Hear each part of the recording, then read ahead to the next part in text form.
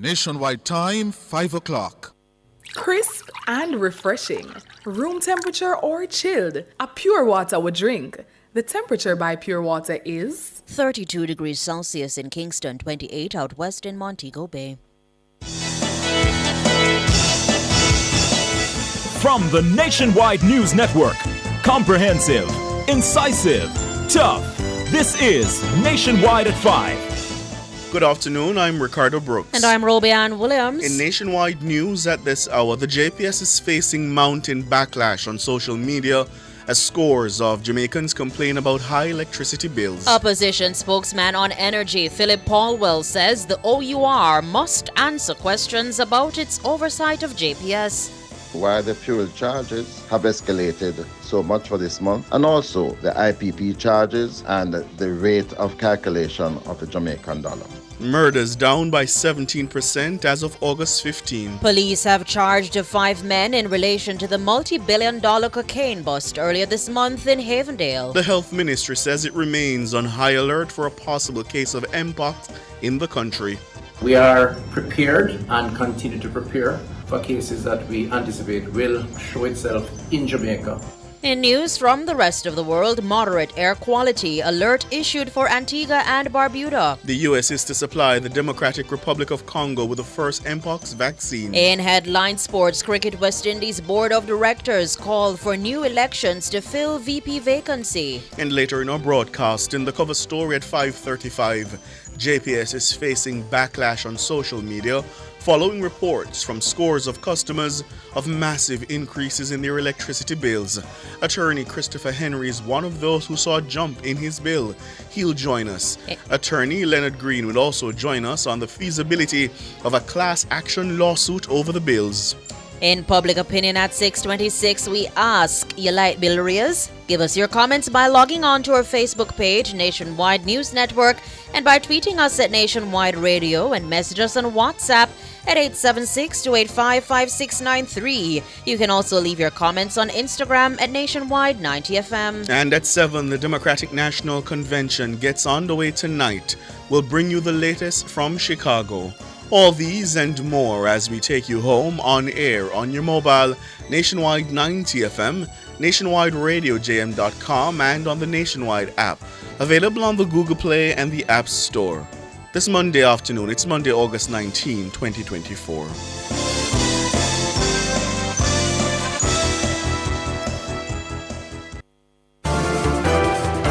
If it's news, it's got to be Nationwide 90 FM.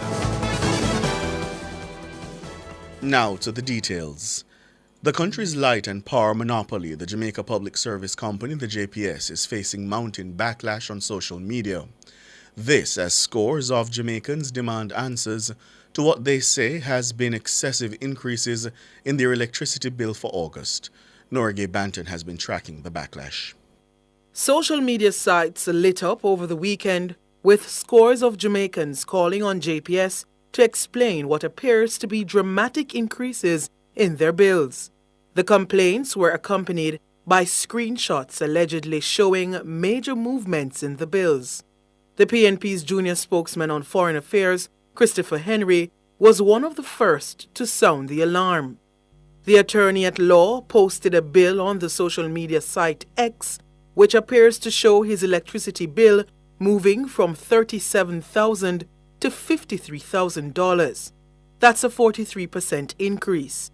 According to Henry, half the time nobody is at home. But he wasn't alone.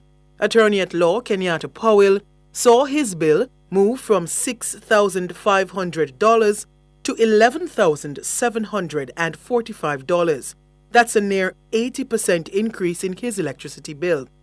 Powell described the bill grade A bovine excrement. It's not immediately clear what accounts for the sharp rise in the bills over a 1-month billing period. Another attorney at law, Andrea White Walters, alleged that the bills for both her office and home registered the same amount to the last cent. She has threatened to report the matter to the OUR. She is also calling for a class action lawsuit to be filed against JPS. Another user, Jones Jr., alleges his fuel and IPP charges rose by 20% when compared to his last bill. A user who goes by the name of Vivi alleges her bill moved from $12,000 to $22,000. It was a similar story from a user who goes by Campbell_IG. The person says they were away for 10 days and had 3 days with no power. The person says they used less kilowatt hours this month and has gotten a higher bill than last month. The Office of Utilities Regulation, OUR, has advised customers to bring their concerns to the JPS. The Energy Minister Darrell Vaz has indicated he's exploring whether a commission of inquiry should be launched into JPS's actions following Hurricane Beryl. Repeated efforts by our news center to reach the JPS were unsuccessful. The company's CEO, Hugh Grant, directed our queries to the company's communication team. He noted he was leading restoration efforts in St. Elizabeth and therefore would not be in a position to have a conversation. Multiple calls to the company's Director of Corporate Communications, Winsome Callum, have gone unanswered. Nora Gay Banton for Nationwide News. Meanwhile, the Office of Utilities Regulation, OUR, has opted for a wait-and-see approach as customer anger towards the JPS is mounting. Following queries, the Director General of the OUR, Ansett Hewitt, noted that the office was not yet ready to respond to the issues being raised. He also noted there was no timeline for when the office would be prepared to respond. Mr. Hewitt subsequently advised our news team he'd revert after conversations with his communication team. Public Education Officer at the OUR, Elizabeth Bennett Marsh, told our news team customers who are upset at high bills should first make contact with the JPS. So we invite those customers who are seeing bigger than normal electricity bills to first go to JPS to have those queried. And if it is that they have queried it and it's not resolved to their satisfaction, to contact the OUR's Consumer Affairs Unit. The OUR is their avenue of appeal. So we first ask them to verify the bill that they're receiving with the JPS first. And if it is that they're not satisfied with the outcome of that contact with the JPS, then they can contact the OUR's Consumer Affairs Unit. Elizabeth Bennett Marsh of the OUR. Section 4 of the Office of Utilities Regulation Act empowers the body to ensure that the needs of consumers are met. The Act further empowers the OUR to afford to consumers economical and reliable service. Meanwhile, the opposition spokesman on energy, Philip Paulwell, says the OUR has a series of questions it must answer in relation to its oversight of JPS. I would like in particular as well for the OUR to explain why the fuel charges have escalated so much for this month, and also the IPP charges and the rate of calculation of the Jamaican dollar. I would also like for the OUR to explain whether or not the JPSCO had revealed to it the massive increase that consumers are being faced, and also for the government to indicate whether the JPSCO had approached the government for any assistance in alleviating the costs to the consumers for this month's billing. Philip Paulwell. The police have charged 5 men in relation to the multi-billion-dollar cocaine bust earlier this month. Deputy Commissioner of Police in charge of crime, Fitz Bailey, provided the update on Monday. The persons arrested are all from Kingston addresses. Those arrested are 57-year-old Clive Roy Davis, 58-year-old Colin Ricketts, 51-year-old George Sterling, 42-year-old Clayton Peart, and 72-year-old Juna Aldane. The accused, who have been interviewed in the presence of their lawyers, remain in police custody after they were charged on Friday, August 16, 2024, for possession of cocaine, dealing in cocaine, trafficking in cocaine, and conspiracy. The court dates are still being finalized. The men were arrested during an anti-narcotics operation. Reports are that on Tuesday, August 6, security forces raided premises in Havendale, St. Andrew, resulting in the arrest of the men and the seizure of a number of knitted bags believed to contain cocaine. According to the police, the substance weighs over 2,500 kilograms. It has an estimated street value of nearly 76 million US dollars or 12 billion Jamaican dollars. The deputy commissioner says it represents the largest drug bust in the country's history. This seizure represents the largest on record in Jamaica's history. The Firearms and Narcotics Investigation Division, along with its local, regional, and international partners, are continuing investigation into this matter and are actively pursuing other leads to further dismantle other criminal networks. Fitz Bailey, Deputy Commissioner of Police in charge of crime. Meanwhile, DCP Bailey says the police have made several other significant drug and firearm busts in recent months. The Firearms and Narcotics Investigation Division continues to make significant impact on illicit firearms and drug trafficking. Since the start of 2024, the division's interdiction efforts have resulted in the seizure of 86 illegal firearms, 1,154 rounds of ammunition, 20,074 kilograms of ganja, approximately 67 kilograms of cocaine, with an estimated street value of just over $2 million US dollars. This figure does not include the most recent cocaine bust. Fitz Bailey, Deputy Commissioner of Police in charge of crime. He was speaking this afternoon. Jamaica's murder rate has decreased by 17% as of August 15 this year compared to a similar period in 2023. Preliminary statistics show that 3 of the 19 police divisions have recorded increases in murders by more than 30% over the period. Shalois Michael tells us more. The 17% decrease in murders as of August 15 represents 149 fewer people killed in 2024 when compared to the corresponding period of 2023. That's 878 murders in 2023 compared to 729 for the same period in 2024. The St. James Division has seen the largest percentage decrease, falling by more than 35%. That's 44 fewer people murdered compared to a similar period in 2023. Similarly, the Hanover and St. Anne Police Divisions both show a decrease in murders in excess of 30%.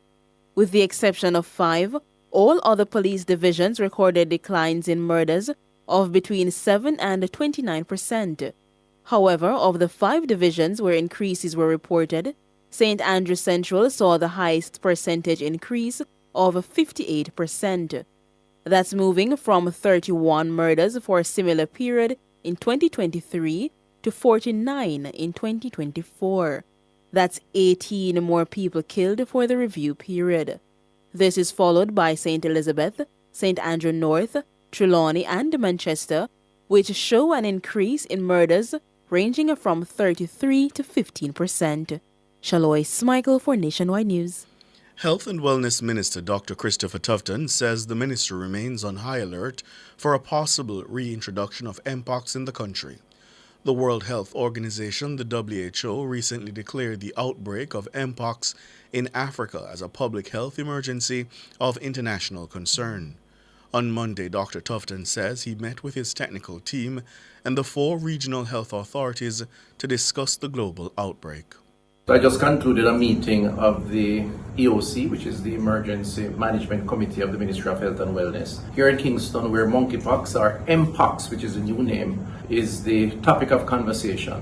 I am satisfied that as a ministry, as a health authority, and by extension as a government, we are prepared and continue to prepare for cases that we anticipate will show itself in Jamaica, where open country, open borders, a lot of travel takes place, and so we have to manage the process.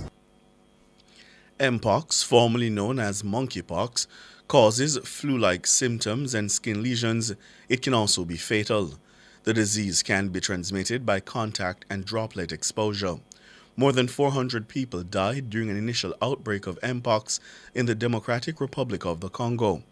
Mpox has since been detected in Sweden, Pakistan, and the Philippines. Dr. Tufton says clinicians should report suspected cases immediately to the Parish Health Department and the Ministry's National Surveillance Unit, regardless of other potential diagnoses. He notes that the ministry is also gearing up to begin its public education on Mpox. In the next coming days, we will provide the country with better details on what the precautions and the protocols are, but I'm comfortable that the team is fully alert and that we are taking the necessary steps. So stay tuned for the next few days when we'll start to advise the public on the general issues as well as coordinate our response with critical sister agencies like immigration and others. Dr. Christopher Tufton, Minister of Health and Wellness. You're listening to the news on Nationwide at 5. We'll have more after these.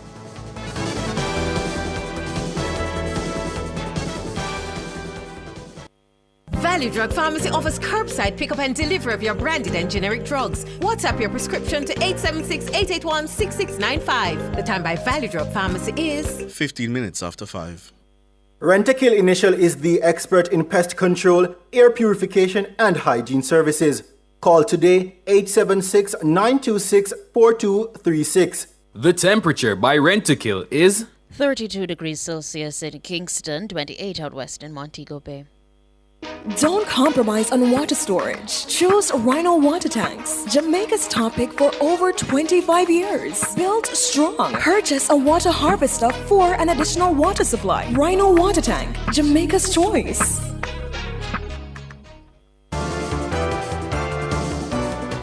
Continuing the news just in, the Office of Utilities Regulation OUR says it has initiated steps to investigate the myriad of complaints about a spike in JPS bills for August. The OUR says it became aware of several increasing complaints over the weekend.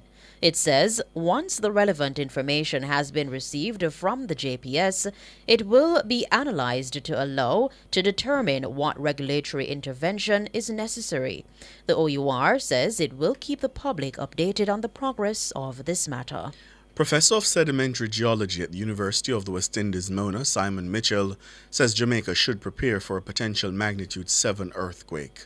Professor Mitchell's warning follows a magnitude 5.3 earthquake that hit the island last Friday. Mahiri Stewart reports. Many Jamaicans in the eastern part of the country were shaken by a magnitude 5.3 earthquake at approximately 1 minute after 8 in the morning on Friday, August 16.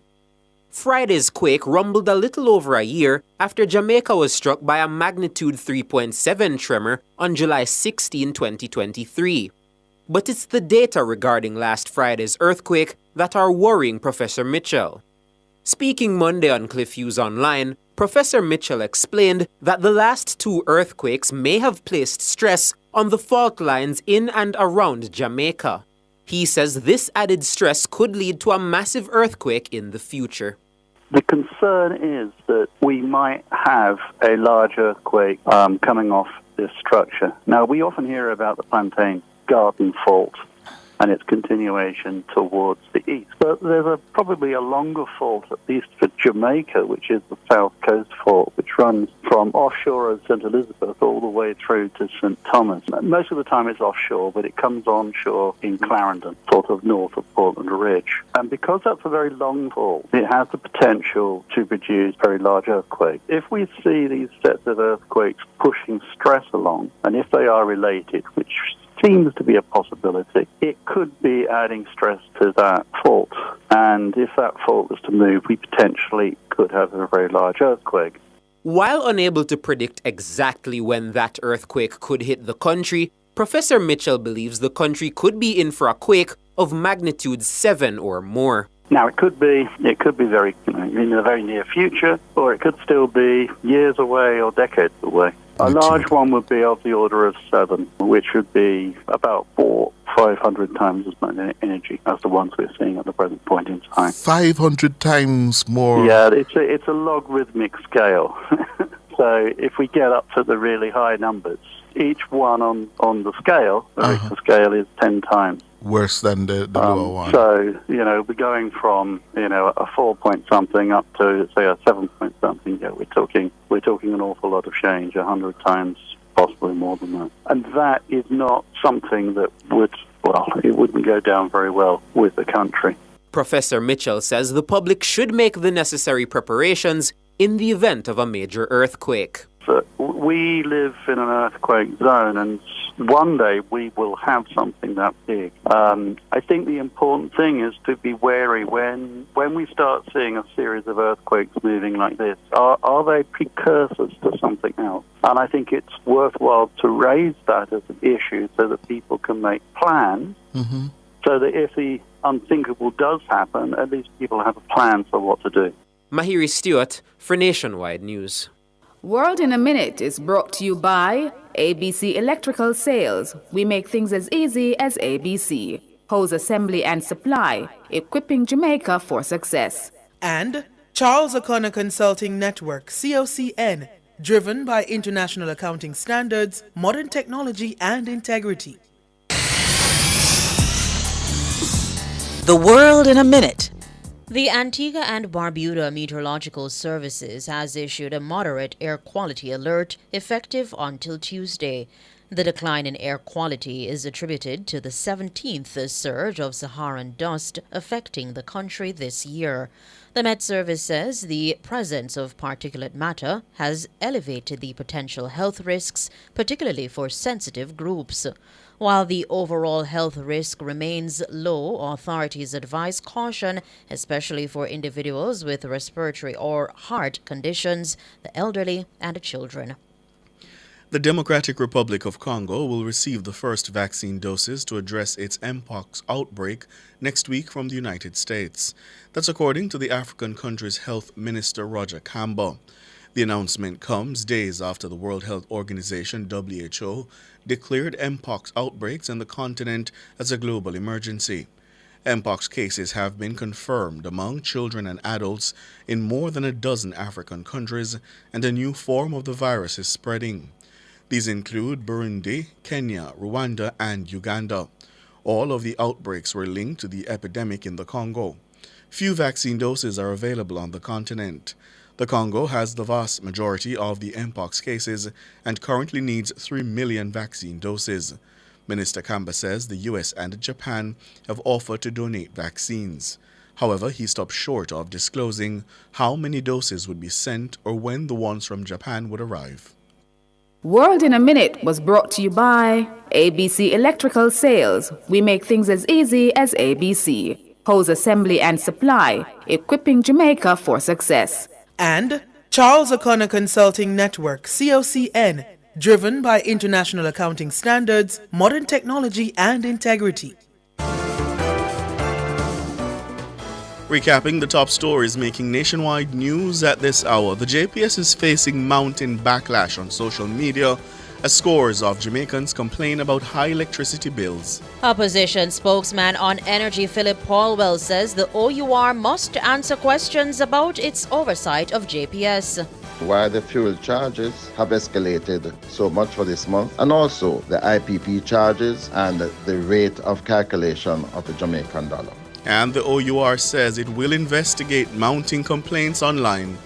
Murders down by 17% as of August 15. I'm Ricardo Brooks. And I'm Robianne Williams. And you can find the news on our website at nationwideradiojm.com and on the Nationwide app, available on the Google Play and the App Store.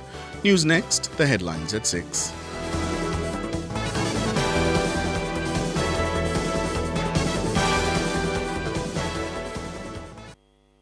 Drive Hyundai. Hyundai vehicles beyond your dreams with an exclusive 4.99% interest rate. Yes! Shop Hyundai vehicles and get a super low 4.99% interest rate on your car loan. Plus 2 years free service, 1 year insurance, and 5 years warranty. Offer valid on all 2024 Hyundai vehicles. Drive your Hyundai with the lowest interest, 4.99%. Conditions apply. Hey, did you know that the Jamaica Stock Exchange has a loyalty program? No, what that? Well, as a JSE Loyalty Club member, you are now able to earn rewards when you shop at any of the participating merchants island-wide. But I don't own any stocks and I'm not a member. No problem, man. Join the program by downloading the JSE Loyalty app, activate your account, and start racking up points with every purchase. Redeem points for goods and services at any participating merchant or choose to convert them into stocks. So what if I already have stocks? That's even better.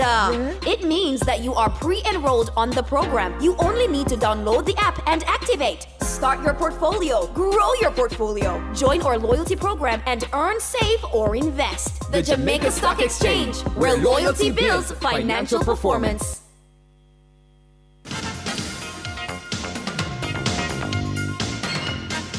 Hello, good afternoon, and welcome to Sports here on Nationwide 90 FM. I'm Wayne Walker. President of Cricket West Indies, Dr. Kishore Shallow, says the ICC, that's the International Cricket Council, is continuing to monitor and evaluate the possibility of relocating this year's Women's T20 World Cup from Bangladesh to an alternative venue due to the ongoing anti-government protests and political instability in the country. Dr. Shallow says the board of the ICC will be meeting tomorrow to address the issue. In that meeting, I expect discussion to be around whether we keep the tournament, the World Cup in Bangladesh, or we relocate. A few options have already been tabled as potential if we need to relocate the tournament, but that decision will be made at the meeting tomorrow. And according to Dr. Shallow, the broadcast rights will play a huge role in who hosts the tournament if indeed it's relocated. There are lots of different factors in Bangladesh. I suspect that the partnership with the broadcast company and so on would want to consider time zone. And so the preference may go, or there may be, that certainly will be a contributing factor, major contributing factor in terms of, if relocated, where the tournament will be played. So I think it's just a matter of waiting for another 24 hours or so after our discussion tomorrow at ICC meeting. And we should be in a better place where we can provide some clarity on the matter. But as of this point, the ICC is just yet to make a decision. Dr. Kishore Shallow, president of Cricket West Indies. And the West Indies under-19 women's team will bowl off their 2025 T20 World Cup campaign against defending champions India when the tournament gets going in January. The tournament will feature 16 teams set for January 18 to February 2 in Malaysia, the sole host, following Thailand's withdrawal as co-host. The West Indies, who have been drawn in Group A alongside defending champions and Sri Lanka along with host Malaysia, will face India on January 19 at Bayomeas Oval. The second edition of the competition follows a successful inauguration in South Africa in 2023, where India beat England by 7 wickets in a thrilling final to be crowned the first-time winners. It will be the host Malaysia's first appearance in the under-19 Women's T20 World Cup, as well as Samoa's first appearance in an ICC World Cup event. Group B will feature England, Pakistan, Ireland, and the USA. Group C includes New Zealand, South Africa, Samoa, and a qualifier from Africa, while Australia, Bangladesh, Scotland, and a qualifier from Asia will make up Group D. Defending champions Fairfield and Lynx will meet at the final of the National Community T20 Cricket Competition. Fairfield advanced following their 5-wicket success over Whitehouse in yesterday's semi-final at Ultimate in St. Ann. Batting first, Whitehouse made 175 for 8 of their 20 overs. Romain Morris, the national wicket-keeper, made 32 and Tavis Spencer 29. Richard Thomas bagged the 3 wickets for 37 runs. Chasing 176 to win, Fairfield reached the target with 13 balls to spare. Leighton Leslie outscored. He made 65 under Shane Walters, made 38. Andre Blake bagged 2 wickets for Whitehouse. Scores again, Whitehouse 175 for 8, Fairfield 176 for 5. Leslie, who is also the Fairfield team manager, had mixed reaction to the team's performance. It's a good feeling to get back into the finals again to defend our title. I think we played the game yesterday in patches. We were hot and cold in the field. We put down some easy chances, took some good ones. We bowled some good overs, we bowled some bad ones. So the performance in the field was good and bad. And I think we need to work on that going into the finals. But however, at the end of the day, ugly win is better than a pretty loss. But we came out with bat yesterday and executed everything according to plan, and we got the runs easily. So in all, it was a good team performance. Leighton Leslie in semi-final 2, Lynx beat Junction by 4 wickets, set 191 to win. Lynx reached the target inside 19 overs, with Damien Bryce leading the batting with a half century. His 72 came off 46 balls, while Deathmore Anderson made 38 and Devin Gilzine 29. Meanwhile, in the Masters competition, Bushy Park 119 for 2 beat Meadowbrook 118 for 9 by 8 wickets, and Angels 147 for 8 beat Portland 139 for 5 by 8 runs. The Jamaica Under-14 national football team, that's the boys team, they're at the moment kicking off against host Trinidad and Tobago in their game at the CFU Challenger Series. And it's the third straight win that the Jamaicans are looking forward to, because they opened their campaign with a 2-0 win over St. Kitts and Nevis before clobbering Aruba by 6-0.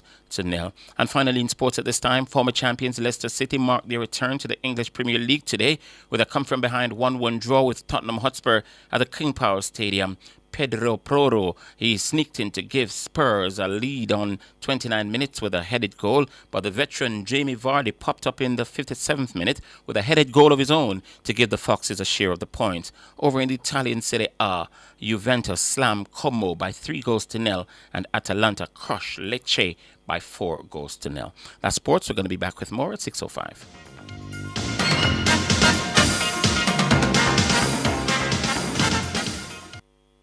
Can you imagine getting a marketable skill for free? Your government has made it possible for anyone wanting to learn a skill to get free training through the Heart NSTA Trust. Learn a new skill and expand your horizons. The time by the Office of the Prime Minister is 5:30. If you are 40 and over, CCRP offers a world of benefits. Access to valuable health plans from Sagicor, discounted home and auto insurance from J&GI, and discounts from over 100 retailers and service providers. Enjoy wonderful tours, social events, and much more. Visit our website, ccrponline.org, for details. CCRP, life to the fullest.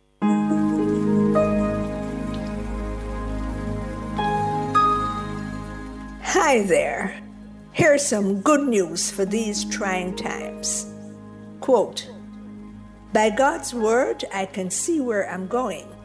They throw a beam of light on my dark path." Unquote. Psalm 119, verse 105. Listen for God's word weekdays at 5:45 a.m. and 12:55 p.m. through Oasis. Stop by for a refreshing drink and share a God perspective for the day. Oasis, weekdays 5:45 a.m. and 12:55 p.m. right here on Nationwide, a revolution in media. The rebroadcast of the Oasis can be heard weekdays at 5:45 a.m. The Oasis is brought to you by Solar Tech Jamaica. We use the gift of the sun to power our world.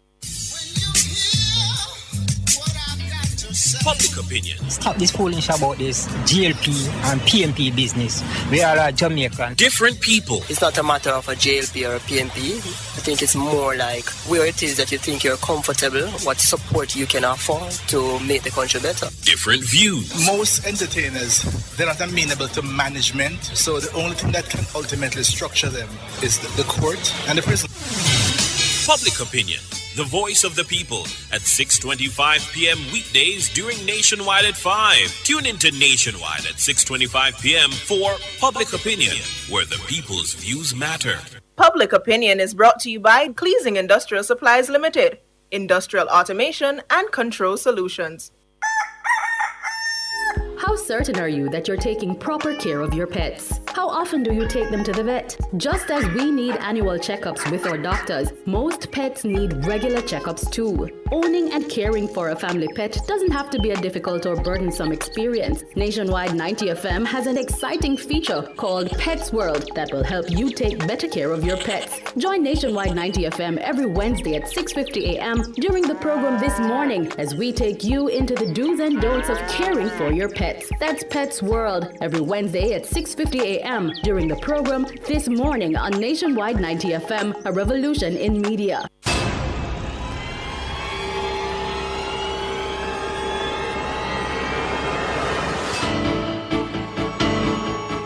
If it's in the public's interest, it's the nation's business during Nationwide at 5. The nation's business.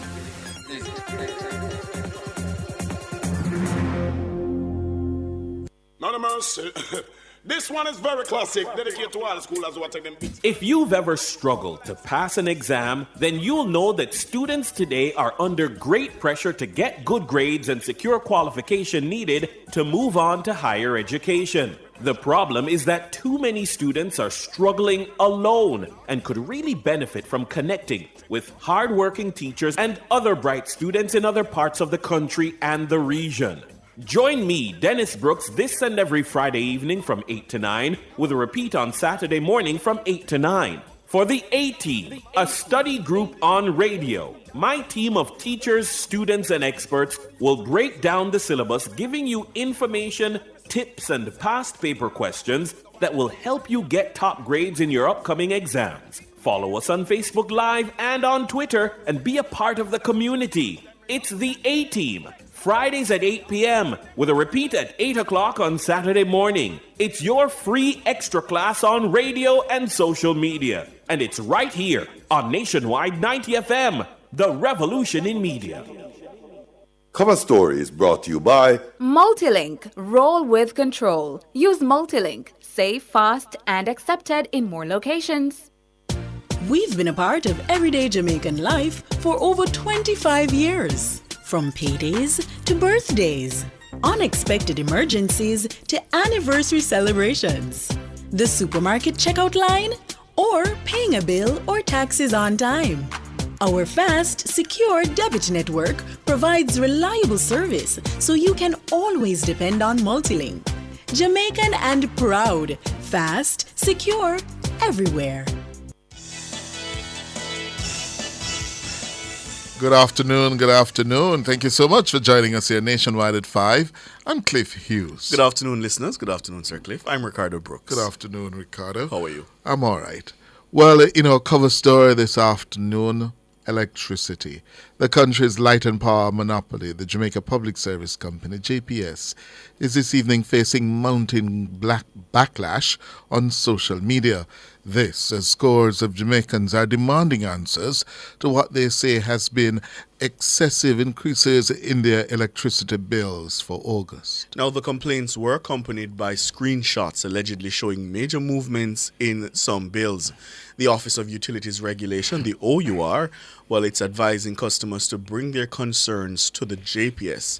And the Energy Minister, Darrell Vaz, has indicated he's exploring whether a commission of inquiry should be launched into JPS's actions following Hurricane Beryl. Meanwhile, the OUR is opting for a wait-and-see approach as customer anger is mounting. Following queries, the Director General of the OUR, Anne Sword Hewitt, noted that the OUR was not yet ready to respond to the issues being raised. We should tell our listeners, Cliff, that just about in the last 20 minutes or so, the OUR has released a statement saying that they will investigate the complaints that have been logged online. All right. So we're going to get some reactions now from Director of Corporate Communications at JPS, Winston Callum. She joins us. After the break, we'll be joined by two JPS customers who happen to be attorneys at law about their complaints where the light and power company is concerned. Good afternoon, Ms. Callum. Good afternoon. Hi, good afternoon, Ricardo. Good afternoon, Cliff. And good afternoon to our listeners. Based on the complaints you have seen, certainly online like we have, what is happening? Well, the complaints, most of them are founded on the fact that there there is an increase in some charges on the electricity bill this month. But before I get into the details of that increase, I'd like to establish a couple of things up front. One, JPS does not set its own rate. The energy charge on electricity bill, that is set by the OUR, and that can only be changed by the OUR. That's one component of the bill. The other component of the bill is made up of what we call variable charges, charges that will change from 1 month to the next. And the biggest charge that changes from 1 month to the next is the fuel charge. So the primary driver of the increase in electricity bills this month is the increase in the fuel charge. The fuel charge has moved from $24.33 per kilowatt hour on the July bill to $32.17 per kilowatt hour on the August bill. So that is the primary driver of the increases that customers are seeing on their bills. And what triggered that increase in the fuel charge? Well, this is a charge that is basically a pass-through to customers. So when the cost associated with the fuel that we purchase to generate electricity, when that cost goes up, the fuel charge on the bills will reflect that. When that cost goes down, the fuel charge on bills also reflects that. So it changes from month to month. Just a moment, because the figures you quote suggest the fuel rate moved from $24 per kilowatt hour to $32 plus. That's an increase of 33%? It's just over 30% increase. And that is what you would have seen in terms of your cost to buy the fuel? That's right. Yes, and let me explain what happened. It's really a negative situation and unfortunate that it should be happening right now when persons are struggling to recover from Hurricane Beryl.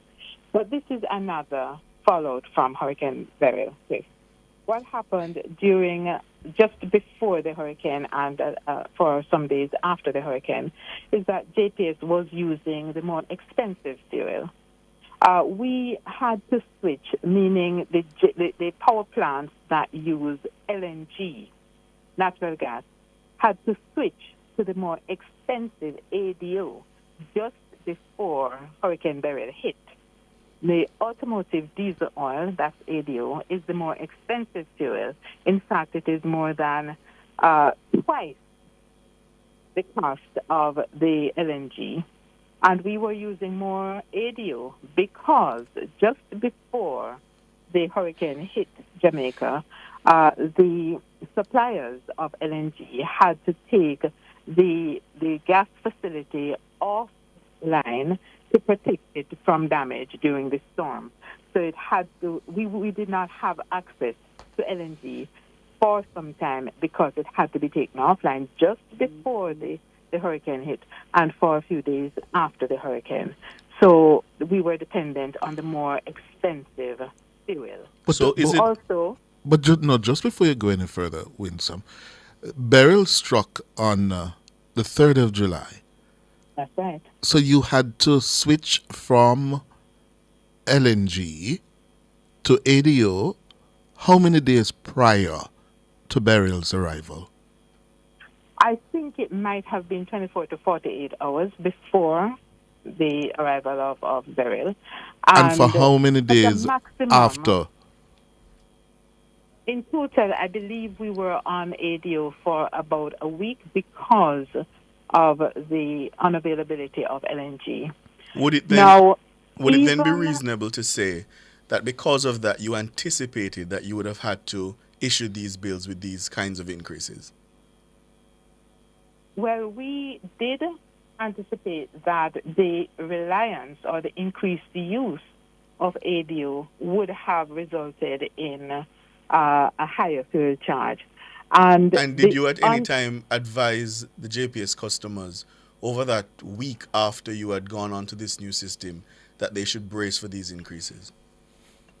That is something that we have looked into, Cliff and Ricardo, because So is that a no? You didn't advise them? it would have been good to have alerted our customers early.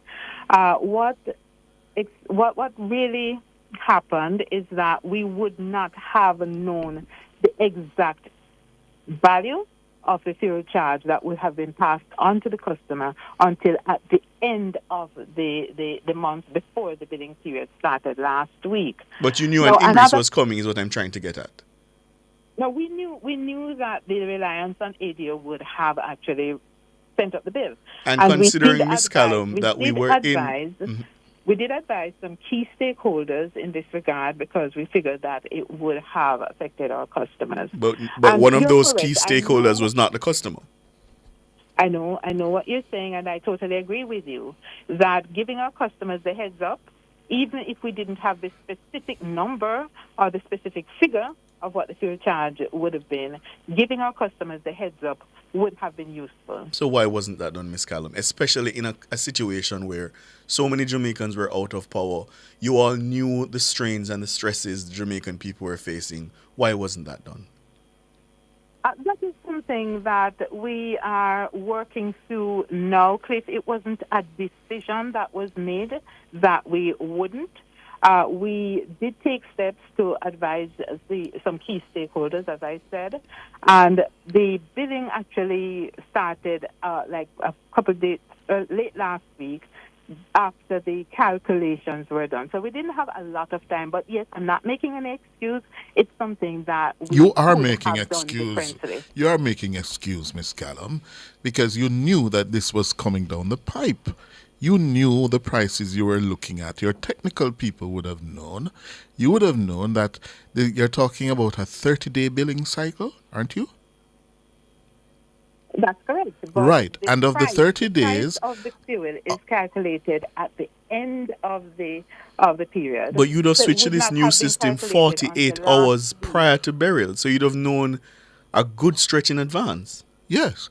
All right, let's stop here, Cliff. We're talking about two different things. Yes, we could have advised customers early that there was a possibility that the fuel charge on bills would be higher in a very general sense. Yes, I am saying yes, we could have. With regards to the... And why didn't you? With regards to the specific amount of the increase, that is something that we would not have known in advance. And as I said earlier, it's one of those things that you look back on in retrospect and say, really, we could have had improved communication. You screwed up. We could have looked at this a little bit closer, and we could have alerted our customers. Did you tell the OUR? I need to check in with the team that actually has that responsibility. But you said you told key stakeholders, though, Miss Callum. The OUR must be surely a top stakeholder. I know that the government was advised because of the specific issues there with regards to the significantly higher cost of the ADO. But I wouldn't want to say without seeing the communication that the OUR had been advised. I think so, but I'd have to double check. So who are the key stakeholders who were advised? The primary stakeholder that I'm speaking of is the government, the principals in the government who would have gotten this information. You told the energy minister that you were going to have increased bills in August. Ms. Callum? I know that the Minister of Finance would have been aware of it. And your energy minister? I'd have to check, Cliff, because I am not privy to the communication, but I know, based on the information I got today, that communication was sent to the government about the possible impact of ADO on the cost of the fuel charge on customers' bills. So you're not sure if it's the OUR, and you're not sure if it's the energy minister. But I can check and get back to you before the evening is out. We'd appreciate that. There's something else that is bothering me, Miss Callum. ADO, very expensive twice. Did you say twice the cost of the LNG? Was that what you said? Twice the amount? So based on the arrangements we have with our fuel providers, ADO is provided by Petrojam and LNG by New Fortress Energy. Yes, we have a significant difference in the cost, and it's one of the reasons why the country decided to have what we call diversification in our fuel. Yes, a significant increase is different from of using one or the other. Yes, but now, in a case like this, when LNG is not available, there is very little option. There's little choice. Yes, I understand that. Radio. But I'm asking you, did you say twice the amount of the cost? Twice? Yes, it's more than twice. More than twice the cost. And this is reflected in the bills, and the OUR has oversight. This is not something that is secret. When we get the bills from Petrojam, when we get the bills from NFE, this is not something that is hidden from our regulator or from whoever needs to see this. So the bill that we get from Petrojam is the bill that is used to calculate the charge that's passed on to customers. The bill that we get from NFE is the actual bill that is used to calculate the charge. So in this case, you had a cost of $29 per MMBTU for ADO compared to a cost of $13 per MMBTU for LNG. It's a significant difference. Plus, we did not have access to energy from solar for quite a few days, which is also cheaper. So that combined caused us to rely more heavily on So of the ADO. 30-day billing cycle, how many days we would have been using ADO? From my understanding, we would have been using ADO for about 7 days. 7 including of the before 30. and after. Just about, yeah. 7 over 30, that's about 25% of the input cost. Yes? Wow. Ms. Callum, what do you say to your customers this evening? You did not alert them. You did not alert some of your key stakeholders. What do you say to them who are angry tonight? I wouldn't say categorically, though, Cliff. The fact that I win from Callum, I'm not aware, doesn't mean that we didn't. I promise to get back to you with that information. But what I do know is that we did not alert our customers, and that's something that we definitely need to look back on, what happened and how we can do differently. What this means, the average customer who uses about 165 kilowatt hours, which is the majority of our customers, a chunk of our customers, that customer would have gotten a bill of about $10,300. And that bill would be about 15% more than the bill that he or she would have gotten in July. So in dollar terms, we're looking at about $1,400 more on the bill of the average JPS customer. And what about those who are seeing increases of 50% or more? Pardon me? What about those who are alleging increases of 50% or more? We have looked at some of the bills, the complaints that have come to us, and there are a couple of things. There are different moving parts to the bill. One of them is the usage. We have seen a significant increase in the usage of some of the bills that came to our attention, including the one that the Minister Vaz shared. We are investigating the reason why we would have seen such. But when you look at even just now, I responded to a customer whose bill showed an increase in usage. Now, we forget that the summer has caused more people to use more electricity. And the fact is, Cliff, that some people did not lose electricity as a result of Hurricane Beryl. While 65% of our customers did lose electricity and a handful are still without, the majority of customers have had electricity for a while, and the heat, the summer, and other things have caused usage to go up. So I'm saying, Cliff, before we wrap up, I'm saying that is one of the contributors to the increase in this. The moving parts. We spoke about this. Ms. Callum, I need to get this in. The Minister of Energy is on the record this evening as telling us that he's now considering a commission of inquiry because of the performance or lack of performance of JPS since the passage of Beryl on the 3rd of July. What's your reaction to that? We welcome any inquiry in our operations. We have had many because, remember, JPS is a regulated entity. We have a regulator that has oversight over all of our operations, all areas of our operations. Even the calculation of the fuel charge is done using a regulated formula. So there is regulated oversight. We've had many investigations and several audits of our operations. So it is something that we are definitely open to because the transparency is very, very important for us, especially given the level of the cost of the energy. The cost of electricity is relatively high, and persons are always questioning their bill. So a commission of inquiry will help to ensure that we are, in fact, doing what we are supposed to do as a regulated entity. And I suspect that the commission of inquiry will confirm everything that I've said here in terms of how the calculations are done. They're all above board, all transparent, and that commission of inquiry will give our customers greater confidence in what they're seeing on their bills. Thank you very much. Winsome Callum is Director of Corporate Communications at JPS. After the break, we're going to come back. Thank you, Ms. Callum. We're going to be joined by two attorneys at law, Christopher Henry and Kenyatta Powell. No? The time is going to be tight. Oh, it's going to be tight. The time is up on us. It's almost 6 o'clock, 5 minutes to 6 o'clock. What did you make of that, Ricardo? Painful.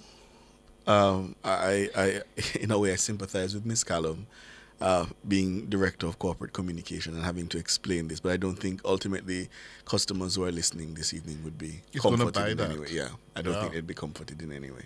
Yeah, you are in a national emergency, and you knew that this was coming down the pipe. I also don't understand how you'd use this new system that you would have gone on to for what, 7 days max, and in some not a new system, a new fuel. Fuel, right? And it would amount to such massive increases. That part the technical people would have to explain to me. Yeah, which is why I went to how many days? 7 days of a 28-day, 30-day billing cycle, roughly 25% input. Right. Yeah, but she's saying there are other 200% increase. She's saying there are other variables. Yeah, I don't know. But Mark, the other variables would essentially be constant. Yes? Right. So, all right, we're going to have more reactions. Clearly, the JPS is very, very unpopular in the country for the last several weeks, and it's not getting any more better for the Light and Power Company. People are angry. Their customers are very, very angry with them. That's the cover story. The headlines are next.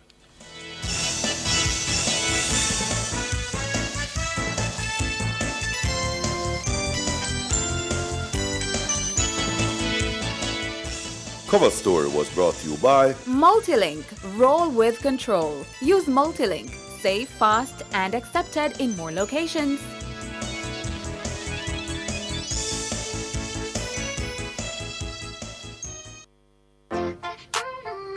It's an exciting time for real estate developers and investors as the Greater Bernard Lodge divestment enters phase 4 of its divestment process. Offering residential townhouse lots for sale. Over 22.8 acres of dedicated townhouse blocks will be offered in a competitive divestment process. Visit bernardlodgeja.com for more info or give us a call at 876-929-4000. Be a part of the new and promising township by investing in Greater Bernard Lodge. Bids open in August 2024.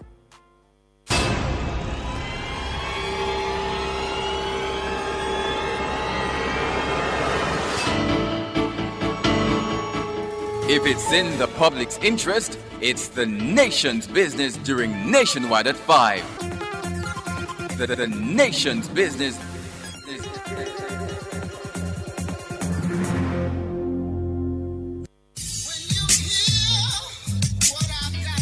Public opinion. Stop this foolish about this GLP and PMP business. We are a Jamaican. Different people. It's not a matter of a JLP or a PMP. I think it's more like where it is that you think you're comfortable, what support you can afford to make the country better. Different views. Most entertainers, they're not amenable to management, so the only thing that can ultimately structure them is the court and the prison.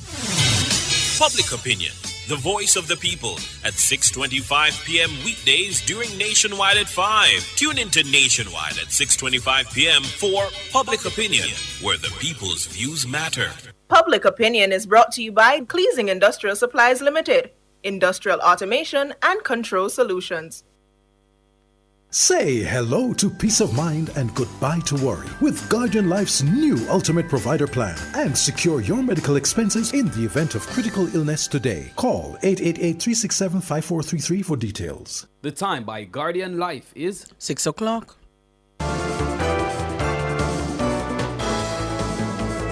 Nationwide headlines at 6. Good evening. With the headlines at 6, I'm Norgay Banton. The Office of Utilities Regulation, OUR, has opted for a wait-and-see approach as customers' anger towards the JPS is mounting. Following queries, the Director General of the OUR, Ansett Hewitt, noted that the office was not yet ready to respond to the issues being raised. He also noted there was no timeline for when the office would be prepared to respond. Mr. Hewitt subsequently advised our news team he'd revert after conversations with his communication team. Public Education Officer at the OUR, Elizabeth Bennett Marsh, told our news team customers who are upset at high bills should first make contact with the JPS. So we invite those customers who are seeing bigger than normal electricity bills to first go to JPS to have those queried. And if it is that they have queried it and it's not resolved to their satisfaction, to contact the OUR's Consumer Affairs Unit. The OUR is their avenue of appeal. So we first ask them to verify the bill that they're receiving with the JPS first. And if it is that they're not satisfied with the outcome of that contact with the JPS, then they can contact the OUR Consumer Affairs Unit. Elizabeth Bennett Marsh of the OUR. Section 4 of the Office of Utilities Regulation Act empowers the body to ensure that the needs of customers are met. The Act further empowers the OUR to afford to customers economical and reliable service. Meanwhile, opposition spokesman on energy Philip Paulwell says the OUR has a series of questions it must answer in relation to its oversight of JPS. I would like in particular as well for the OUR to explain why the fuel charges have escalated so much for this month, and also the IPP charges and the rate of calculation of the Jamaican dollar. I would also like for the OUR to explain whether or not the JPSCO had revealed to it the massive increase that consumers are being faced, and also for the government to indicate whether the JPSCO had approached the government for any assistance in alleviating the costs to the consumers for this month's billing. Philip Paulwell, opposition spokesman on energy. The police have charged 5 men in relation to the multi-billion-dollar cocaine bust earlier this month. Deputy Commissioner of Police in charge of crime, Fitz Bailey, provided the update Monday afternoon. The persons arrested are all from Kingston addresses. Those arrested are 57-year-old Clive Roy Davis, 58-year-old Colin Ricketts, 51-year-old George Sterling, 42-year-old Clayton Peart, and 72-year-old Juna Aldane. The accused, who have been interviewed in the presence of their lawyers, remain in police custody after they were charged on Friday, August 16, 2024, for possession of cocaine, dealing in cocaine, trafficking in cocaine, and conspiracy. The court dates are still being finalized. The men were arrested during an anti-narcotics operation. Reports are that on Tuesday, August 6, security forces raided premises in Havendale, St. Andrew, resulting in the arrest of the men and the seizure of a number of knitted bags believed to contain cocaine. According to the police, the substance weighs over 2,500 kilograms. It has an estimated street value of nearly $76 million or 12 billion Jamaican dollars. The deputy commissioner says it represents the largest drug bust in the country's history. This seizure represents the largest on record in Jamaica's history. The Firearms and Narcotics Investigation Division, along with its local, regional, and international partners, are continuing investigation into this matter and are actively pursuing other leads to further dismantle other criminal networks. Fitz Bailey, Deputy Commissioner of Police in charge of crime. Health and Wellness Minister Dr. Christopher Tufton says the ministry remains on high alert for a possible reintroduction of Mpox in the country. The World Health Organization, WHO, recently declared the outbreak of Mpox in Africa as a public health emergency of international concern. On Monday, Dr. Tufton says he met with his technical team and the 4 regional health authorities to discuss the global outbreak. So I just concluded a meeting of the EOC, which is the Emergency Management Committee of the Ministry of Health and Wellness, here in Kingston, where monkeypox, or Mpox, which is a new name, is the topic of conversation. I am satisfied that as a ministry, as a health authority, and by extension as a government, we are prepared and continue to prepare for cases that we anticipate will show itself in Jamaica. We're an open country, open borders, a lot of travel takes place, and so we have to manage the process. Mpox, formerly known as monkeypox, causes flu-like symptoms and skin lesions. It can also be fatal. The disease can be transmitted by contact and droplet exposure. More than 400 people died during an initial outbreak of Mpox in the Democratic Republic of Congo. Mpox has since been detected in Sweden, Pakistan, and the Philippines. Dr. Tufton says clinicians should report suspected cases immediately to the Parish Health Department and the Ministry's National Surveillance Unit, regardless of other potential diagnoses. He notes that the ministry is also gearing up to begin its public education on Mpox. In the next coming days, we will provide the country with better details on what the precautions and the protocols are, but I'm comfortable that the team is fully alert and that we are taking the necessary steps. So stay tuned for the next few days when we'll start to advise the public on the general issues, as well as coordinate our response with critical sister agencies like immigration and others. Dr. Christopher Tufton, Health and Wellness Minister. Those were the headlines at 6. I'm Nora Gay. Banton Sports is next.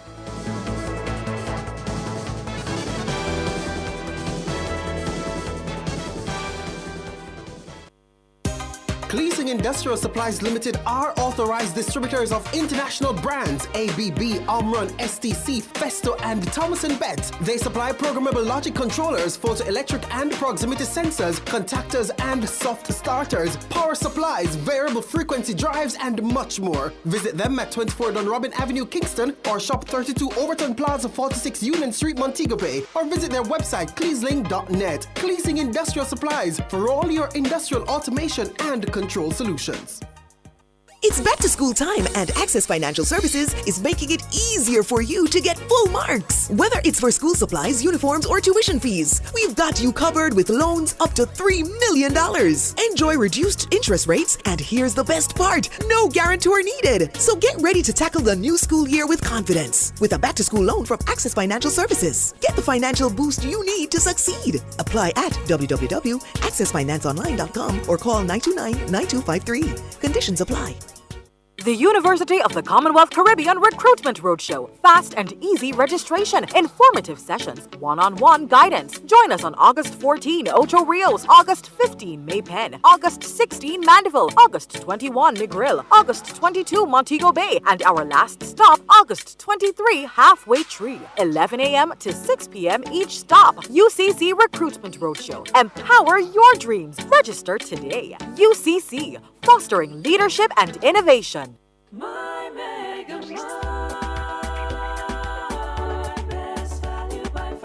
With so much to do in one location, make Megamart your one-stop shop. Pick up your groceries and houseware needs, grab a bite and pay some bills. Fill your prescriptions and see the beauty products in our pharmacy. All in one amazing location.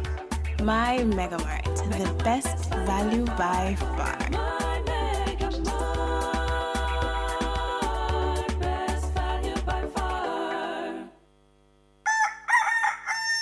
How certain are you that you're taking proper care of your pets? How often do you take them to the vet? Just as we need annual checkups with our doctors, most pets need regular checkups too. Owning and caring for a family pet doesn't have to be a difficult or burdensome experience. Nationwide 90 FM has an exciting feature called Pets World that will help you take better care of your pets. Join Nationwide 90 FM every Wednesday at 6:50 a.m. during the program This Morning as we take you into the do's and don'ts of caring for your pets. That's Pets World every Wednesday at 6:50 a.m. during the program This Morning on Nationwide 90 FM, a revolution in media.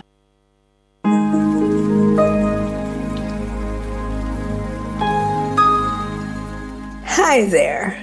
Here's some good news for these trying times. Quote, "By God's word, I can see where I'm going. They throw a beam of light on my dark path." Unquote. Psalm 119, verse 105. Listen for God's Word weekdays at 5:45 a.m. and 12:55 p.m. through Oasis. Stop by for a refreshing drink and share a God perspective for the day. Oasis. Weekdays 5:45 a.m. and 12:55 p.m. right here on Nationwide, a revolution in media. The rebroadcast of The Oasis can be heard weekdays at 5:45 a.m. The Oasis is brought to you by Solar Tech Jamaica. We use the gift of the sun to power our world. Hello, good evening, and welcome to Sports here on Nationwide 90 FM. I'm Wayne Walker. President of Cricket West Indies, Dr. Kishore Shallow, says the ICC, cricket's world governing body, continues to monitor and to evaluate the possibility of relocating this year's Women's T20 World Cup from Bangladesh to an alternative venue due to the ongoing anti-government protests and political instability in that country. Dr. Shallow says the board of the ICC will be meeting tomorrow to discuss the issue. In that meeting, I expect discussion to be around whether we keep the tournament, the World Cup in Bangladesh, or we relocate. A few options have already been tabled as potential if we need to relocate the tournament, but that decision will be made at the meeting tomorrow.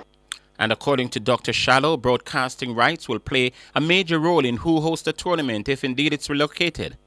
There are lots of different factors in Bangladesh. I suspect that the partnership with the broadcast company and so on would want to consider time zone. And so the preference may go, or there may be, that certainly will be a contributing factor, major contributing factor in terms of, if relocated, where the tournament will be played. So I think it's just a matter of waiting for another 24 hours or so after our discussion tomorrow at ICC meeting. And we should be in a better place where we can provide some clarity on the matter. But as of this point, the ICC is just yet to make a decision.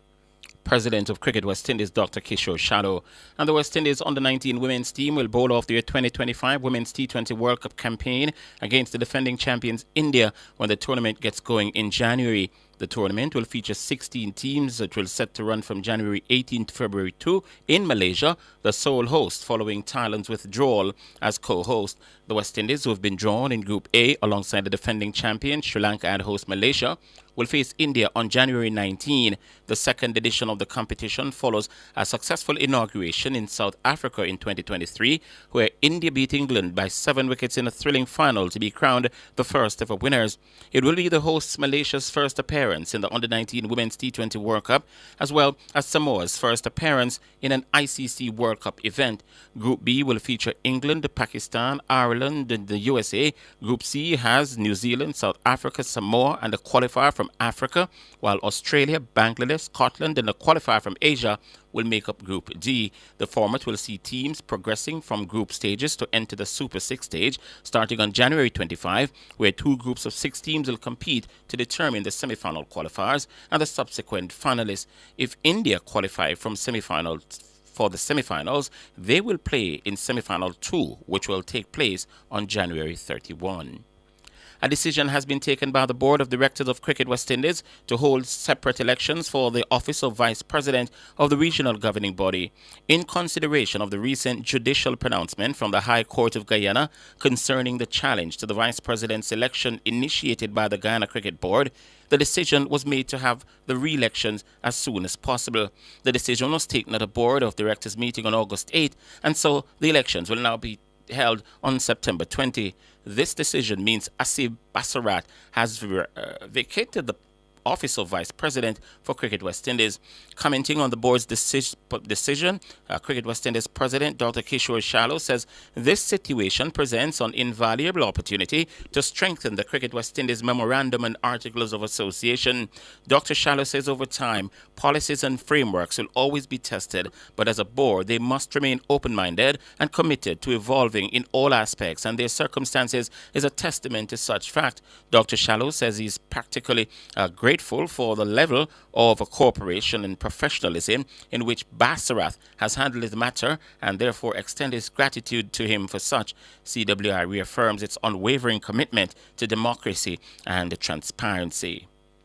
Defending champions Fairfield and Lynx will meet in the final of the National SDC Community T20 Cricket Competition. Fairfield advanced following their 5-wicket win over Whitehouse in yesterday's semi-final at Ultimate Oval in St. Anne. Batting first, Whitehouse made 175 for 8 of their 20 overs. Romain Morris, the national wicket-keeper, made 32 and Tavis Spencer 29. Richard Thomas bagged a 3 for 37. Chasing 176 to win Fairfield, they reached the target with 13 balls to spare. Leighton Leslie top scored at 65 and O'Shane Walters 38. Andre Blake backed 2 wickets for Whitehouse. Leslie, who is also the Fairfield team manager, had mixed reactions to the team's performance. It's a good feeling to get back into the finals again to defend our title. I think we played the game yesterday in patches. We were hot and cold in the field. We put down some easy chances, took some good ones. We bowled some good overs, we bowled some bad ones. So the performance in the field was good and bad, and I think we need to work on that going into the finals. But however, at the end of the day, ugly win is better than a pretty loss. But we came out with bat yesterday and executed everything according to plan, and we got the runs easily. So in all, it was a good team performance. All right, and that's the Fairfield manager, Leighton Leslie. We move now to some football. The former champions Leicester City marked their return to the English FA Premier League today with a come-from-behind 1-1 draw with Tottenham Hotspur at the King Power Stadium. Pedro Porro sneaked in to give Spurs a headed lead on 29 minutes, but the veteran Jamie Vardy popped up in the 57th minute with a headed goal of his own to give the Foxes a share of the points. Over in the Italian Serie A, Juventus slammed Como by 3-0 and Atalanta crushed Lecce by 4-0. Vice President of Netball Jamaica Simone Forbes says the association is actively seeking to revive the various parish associations. Forbes says this was one of her main agenda items at the recent board meeting. She believes if the sport is to regain its prominence on the local sporting landscape, there needs to be more community competitions. Our goal is that we are able to help people within the parishes establish parish associations so that they can have their individual leagues, and when that happens you find it will be drilled all the way down into the communities. So Netball Jamaica currently, where we are now, wouldn't be able to stretch and reach where ultimately we would want to reach. which is in every parish, in every community. But if we are able to get our parish associations established, they can then help to get and spread the game into their individual communities. So it's a bigger plan of Netball Jamaica. That's Simone Forbes.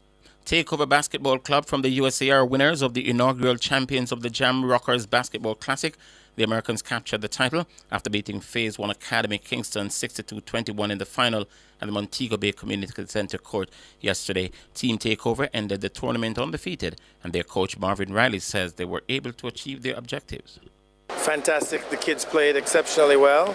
They did what they're supposed to do, come to Jamaica and take over.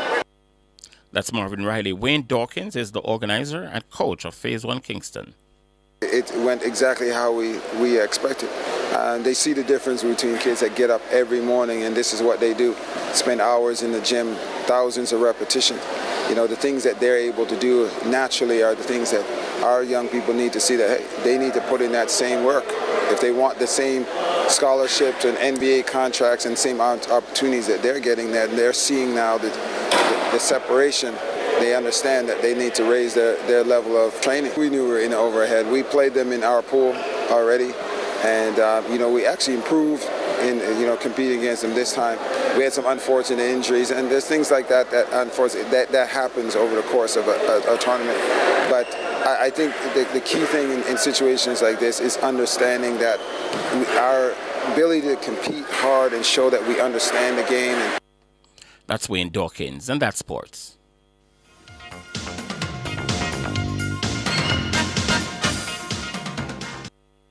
For all your scales and food processing equipment, call Advanced Scales and Equipment Limited at 876-968-9612-5. The time by Advanced Scales and Equipment Limited is 6:20. For hard-to-get medications, over-the-counter and chemotherapy drugs, visit Dean's Pharmacy Papine. When others don't have it, we do. Dean's Pharmacy. Feeling better starts right here. The temperature by Dean's Pharmacy, feeling better, starts right here is 31 degrees Celsius here in the nation's capital, Kingston. It's 29 in the western city, Montego Bay. The following is an important announcement from the National Water Commission. Customers situated in sections of Portmore St. Catherine are being advised that pipe work along Grange Lane Main Road will impact their water supply between 11 p.m. on Wednesday, August 21 and Friday afternoon, August 23, 2024. The NWC is urging customers in the following communities to store water for use during the period, as they may experience low water pressure to no water. The communities are Christian Gardens, Portmore Villas, Gregory Park, Cedar Grove, Waterford, Port Henderson, Edgewater, Cumberland, Newlands, Nago's Head, Bridgeport, Mount Royal, Fort Augusta, Southborough, Hellshire, and surrounding areas. Where necessary, trucked waters will be delivered to affected areas. The NWC thanks its customers in advance for their understanding ahead of these necessary improvement works starting at 11 p.m. on Wednesday night. Regular water supply will gradually resume by late afternoon on Friday, August 23, 2024. The following was an important announcement from the National Water Commission. Charles O'Connor Consulting Network, COCN, is a financial reporting firm that delivers accounting and compliance services on time. Call us today at 876-908-0486-7. Email us at clientservices@cocnjamaica.com or visit our website at www.cocnjamaica.com. COCN, driven by international accounting standards, modern technology, and integrity. For all your electrical needs, visit ABC Electrical Sales. They stock a wide variety of electrical supplies, including plugs, switches, panel boards, and conduits, plus energy-saving fixtures. ABC Electrical Sales stocks brands like GE, Siemens, Philips, Cutler Hammer, and Allen Bradley. They also offer free island-wide delivery just to suit your needs. Visit them at Shop 8, Hagley Park Plaza, Kingston 10, or call 876-754-3714-5 or 876-754-3825-8. ABC Electrical Sales, for a better choice in the electrical business. Drive Hyundai. Hyundai vehicles beyond your dreams with an exclusive 4.99% interest rate. Yes! Shop Hyundai vehicles and get a super low 4.99% interest rate on your car loan. Plus 2 years free service, 1 year insurance, and 5 years warranty. Offer valid on all 2024 Hyundai vehicles. Drive your Hyundai with the lowest interest, 4.99%. Conditions apply. Public Opinion is brought to you by Cleasing Industrial Supplies Limited, Industrial Automation and Control Solutions.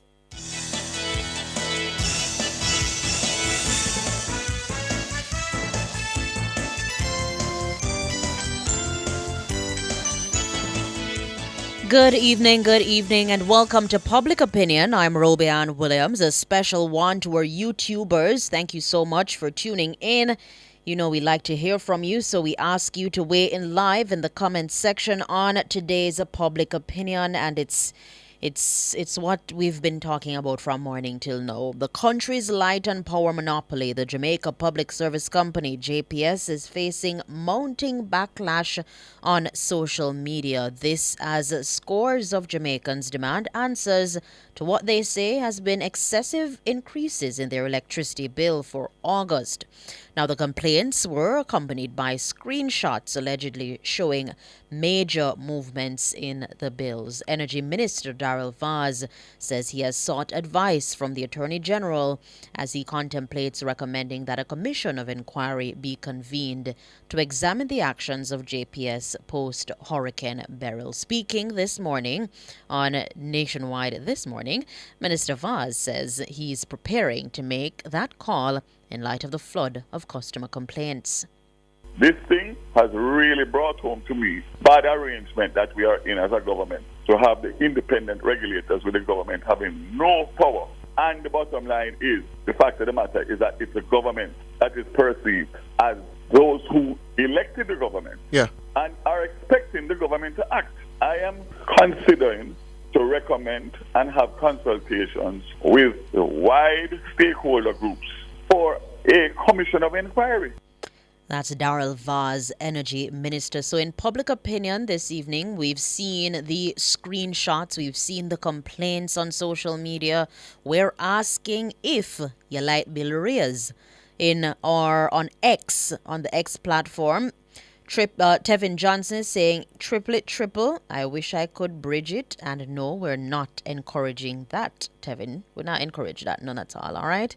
Let me see if I can get Big Ben here is saying that he got a SMS stating that he consumed 10% more energy than the previous month. Blessed is saying yes. Yes, coming from Lance Cameron also. And Lloyd Kennedy says, my light bill raised by more than 50%. Lorraine Young says, my light bill jumped from 9,000 mash to almost 12,000. I can't manage. Best believe we're singing the same tune.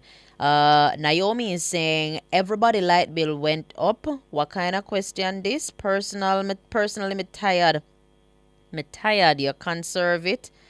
And it no make no sense. Yeah, okay, wow. This person say, yeah, get chop. Let me see. iDesign says, yes, and I love that and I would love all Jamaicans to raise hell, okay, upon JPS.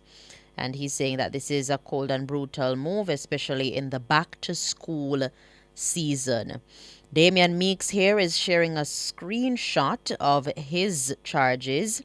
Last bill was 5,815. I'm seeing here where the current charges are 15. Total charges. He had a balance forward of 875. Wow, okay.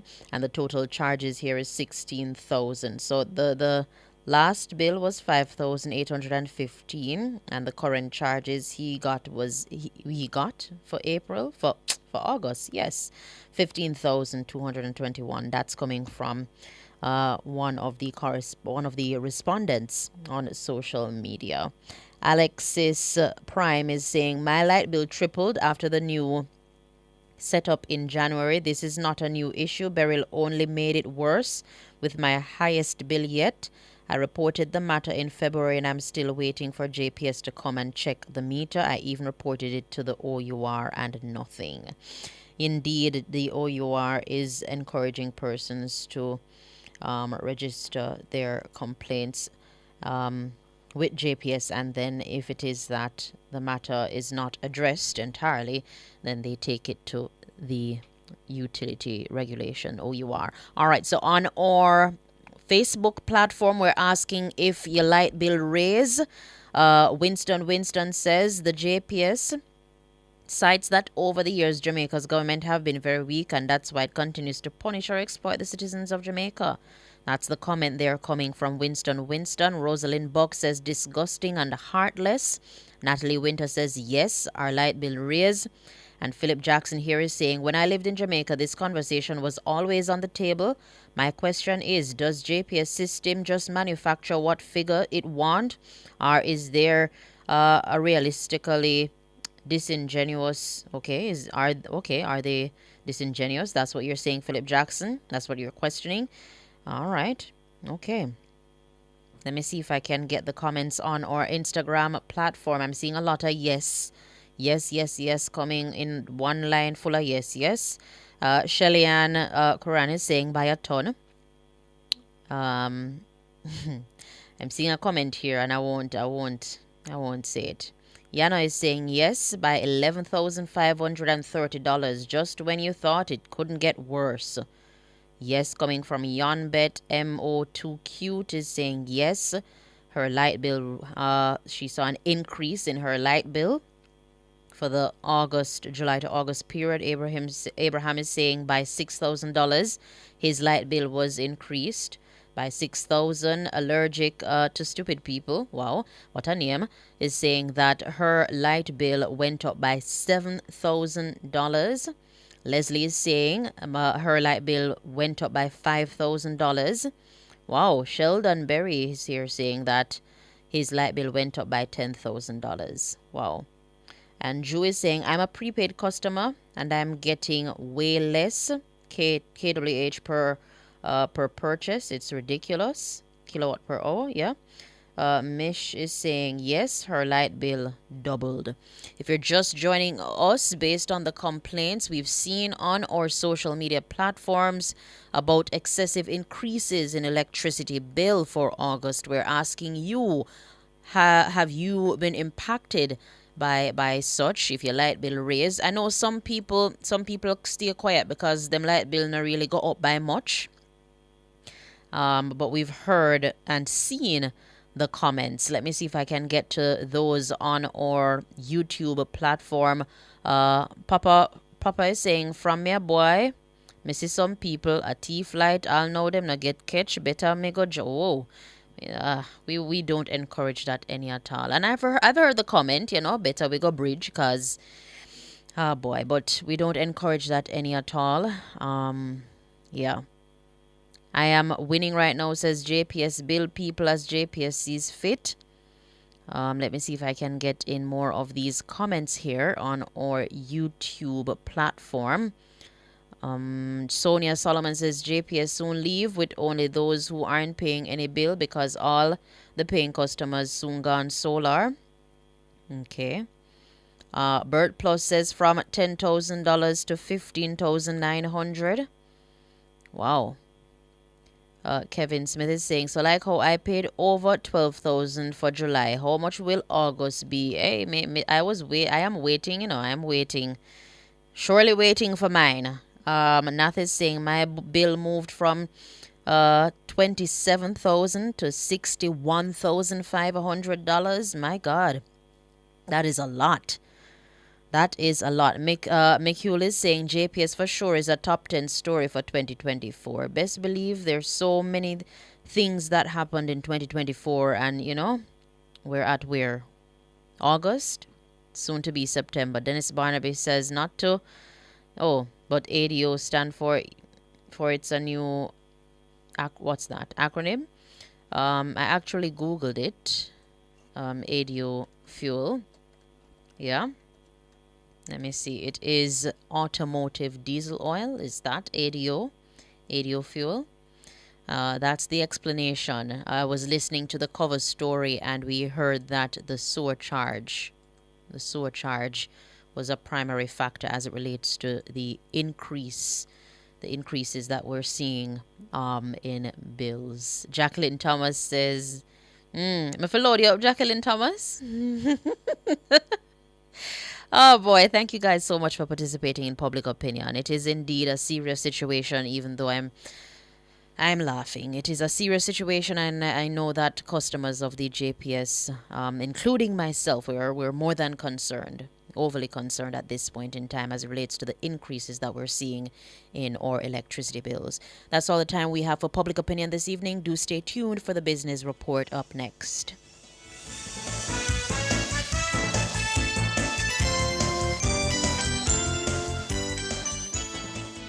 Public Opinion was brought to you by Cleasing Industrial Supplies Limited, Industrial Automation and Control Solutions.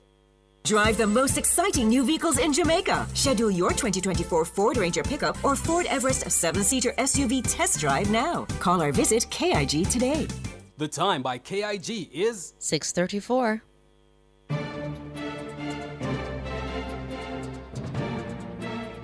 Hello, good evening, and welcome to Nationwide's Business Report. I'm Robianne Williams.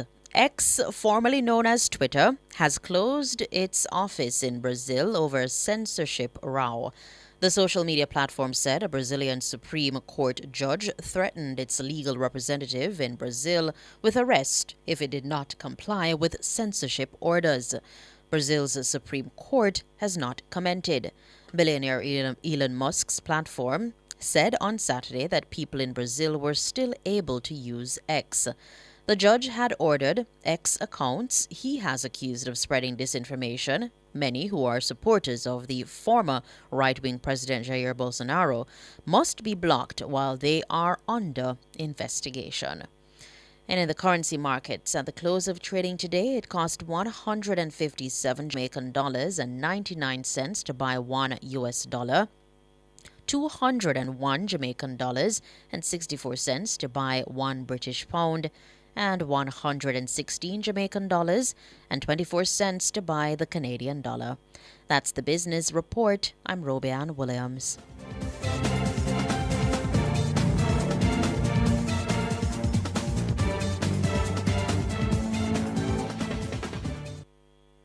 Whether you're overseas or in Jamaica, everybody wants their little piece of yard. Well, that's where a JMMB bank mortgage comes in. With JMMB, you'll get more support, more incentives, more benefits, more coverage with JMMB insurance brokers. And also, we give you more time to repay. Your JMMB mortgage expert will answer all of your questions and guide you through every step along the journey. You're not alone with JMMB. Contact us at info@jmmb.com and learn how you can get more than just a mortgage. It is the 10th annual Good Samaritan 5K Health Run Walk. This year, our main beneficiaries are the children of the Community-Based Rehabilitation Jamaica, CBRJ. On Sunday, August the 25th at 6:30 a.m., we run, walk, and wheel to raise funds for children with disabilities. The GS 5K over the years has raised funds for various charitable organizations and assisted with community projects, health initiatives, and back-to-school support. For our 10th anniversary, we invite you to register for this 5K and give hope to the children with disabilities. To register, you can visit my.raceresult.com or scan the QR code. The GS 10th Anniversary 5K, Sunday the 25th of August. Race starts at 6:30 a.m., warm up at 6 a.m. on the grounds of the Andrews Memorial Seventh-day Adventist Church. The GS 5K, 10 years of helping. Help us, help more. We've been a part of everyday Jamaican life for over 25 years. From paydays to birthdays, unexpected emergencies to anniversary celebrations, the supermarket checkout line, or paying a bill or taxes on time. Our fast, secure debit network provides reliable service so you can always depend on Multilink. Jamaican and proud, fast, secure, everywhere.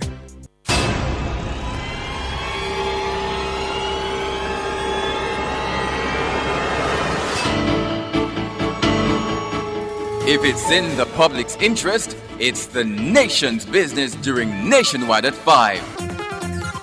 The nation's business.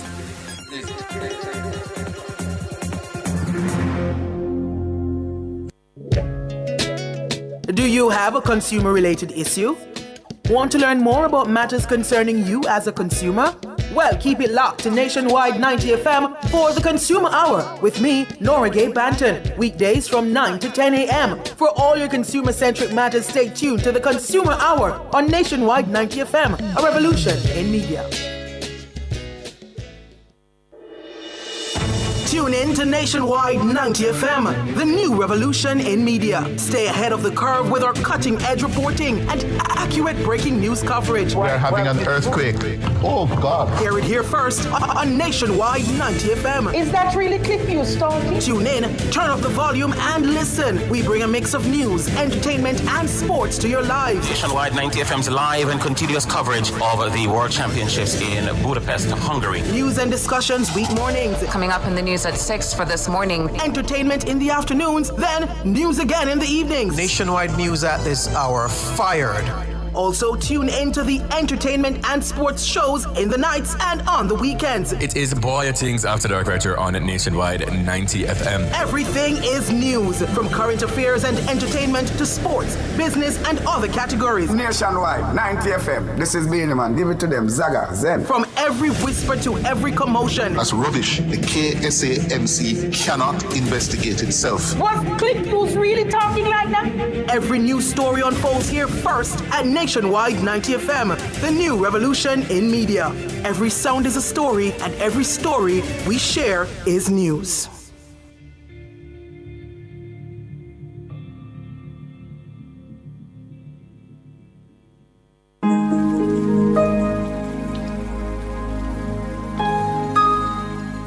Hi there. Here's some good news for these trying times. Quote, "By God's word, I can see where I'm going. They throw a beam of light on my dark path." Unquote. Psalm 119, verse 105.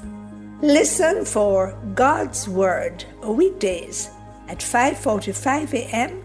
and 12:55 p.m. through Oasis. Stop by for a refreshing drink and share a God perspective for the day. Oasis, weekdays 5:45 a.m.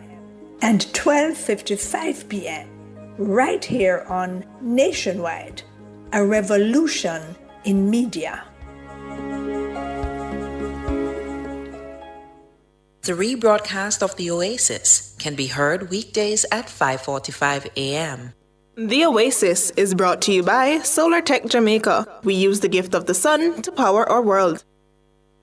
Nation's Business is brought to you by BH Paints. Paint it, love it with BH Paints. Thank you so much for staying with us here on Nationwide at 5. It's time for the It's time for the Nation's Business, actually. I'm Ricardo Brooks, and we're continuing that conversation regarding the bills that customers of the Jamaica Public Service Company that they're seeing. We're joined now by Attorney at Law and the PMP's Junior Spokesperson on Foreign Affairs, Christopher Henry, and Attorney at Law, Leonard Green. Good evening, gentlemen. Evening, Ricardo. Good evening. Good evening, Ricardo. Thank you so much. Good evening, Gonzo. Thank you so much for joining us. Let me start with you, Mr. Green, before I get to Mr. Henry. It's been floated around online, this matter of whether people should sue JPS and whether a class action suit could be brought. I mean, just broadly speaking, how do these things work in law? And what's the possibility you think of that? Well, really, on our rules, we describe it as a representative action. And what the rules require is that the parties who are filing this action must have a similar interest. The law is very clear on it.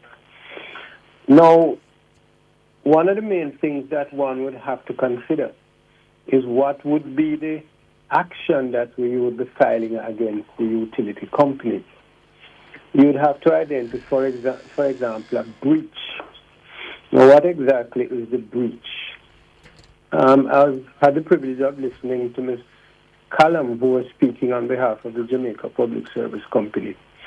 And she seemed to be saying that the bills that were issued in accordance with rules, with the regulations laid down by the OUR, and that she would be properly, or the company would be properly entitled to require payment in accordance with the fuel charges. So one of the first things one would have to identify clearly what would be the action, the course of action as we describe it in law, that would be the basis for a suit of this nature. And if the interests of the public can be merged, or the members of the public who are being charged excessively according to those members, if we can find a common basis, and if it is illegal and unlawful, then that would set the basis for some kind of representative action that the public understands to be a class action suit. Would it be fair to say, Mr. Green, that the threshold that needs to be met for filing such an action would be high? Well, I wouldn't speak about threshold, but we should identify clearly what is the breach of the Jamaica Public Service Company. If there is some negligence, or if there is some illegality of some sort, we have to identify that clearly before we think about embarking upon any kind of legal action. Christopher Henry? Yes. You're one of the first persons who raised an alarm on social media regarding your bill, moving from, I think, 37,000 to just over 50,000? Yeah, to also over 53,000. Right. Yeah. And how unusual is that for you? That's extremely unusual. I've never seen a bill of ours that has passed 40, at max 42, 43,000. So this is over even the higher limit of what our bills are. We noted that the fuel charge, and I had the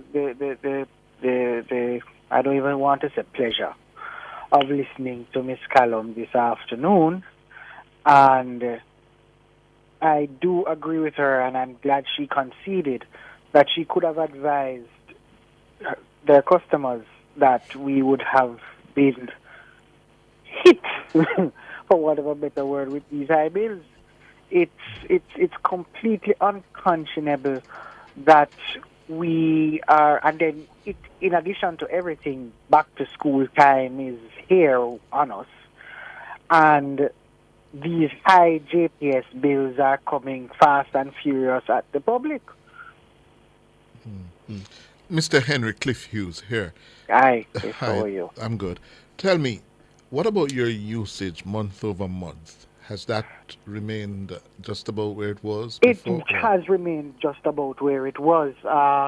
Where I was looking on the kilowatt hours, and I think it moved from, I do a complete average, so it moved by, must be just over 500 or so. Kilowatt which hours? Is usual, yes, kilowatt hours. And what is even more mind-boggling to me is that my household has 4, and we are down to only 2. And half the time the house is empty. Within the day the house is empty. So it's amazing that we would have faced such a heavy increase. But Ms. Callum did shed some light on why that is the case, the ADO versus the LNG, etc. And the usage would have been, since you reduced the household number from 4 to 2? Yes. So the usage, I think what it should have reduced in logical sense, because, half the time the house is empty. So it should not have increased at that level of increase, or increase at all, in my view. And Mr. Green, for customers to be able to try to make out a case, what similarities would they need to share? For example, do they need to live in a particular geographic region?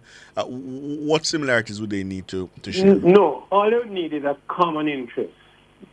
But you see, what it is that we need to identify, that I'm saying, is really what is the wrongdoing, what is the act that the JPS has committed. If, for example, we're saying that they have been reckless, negligence, we need to say exactly what it is, and we have to provide the evidence which we can put before a court to establish that, as a matter of fact, they have created false, fraudulent, or irregular bills which have so badly affected the customers. But at the very base of it, we have an entity which is established for the purpose of protecting the consumers who can carry out this kind of investigation. Mm-hmm. The OUR. Mm-hmm.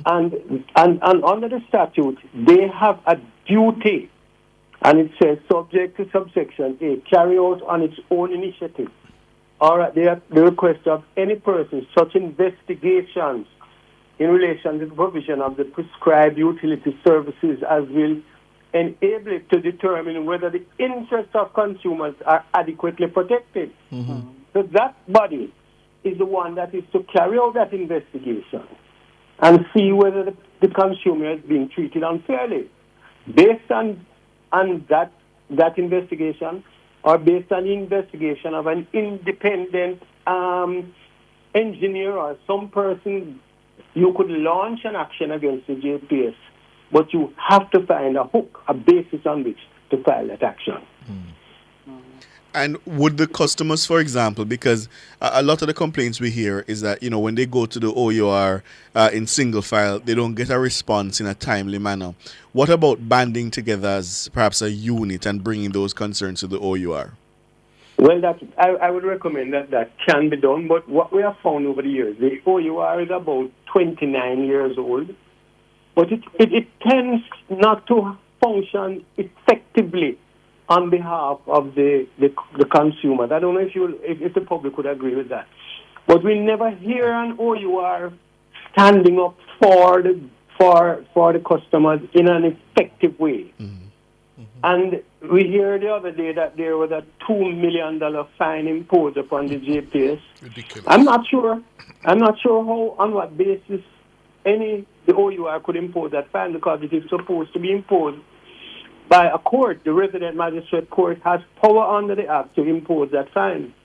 So apart from a court-imposed fine, the maximum limit under the Act being $2 million, I don't see how effective the OUR is, and it really cries for some amount of statutory amendment to give the OUR the necessary teeth to properly represent the public in circumstances of this nature. But as you just cited from the Act, it would appear that the Act contemplates that it would be able to act. So what additional powers do you think it needs to Well, certainly an entity like Jamaica Public Service, if you find them $2 million, you're really not.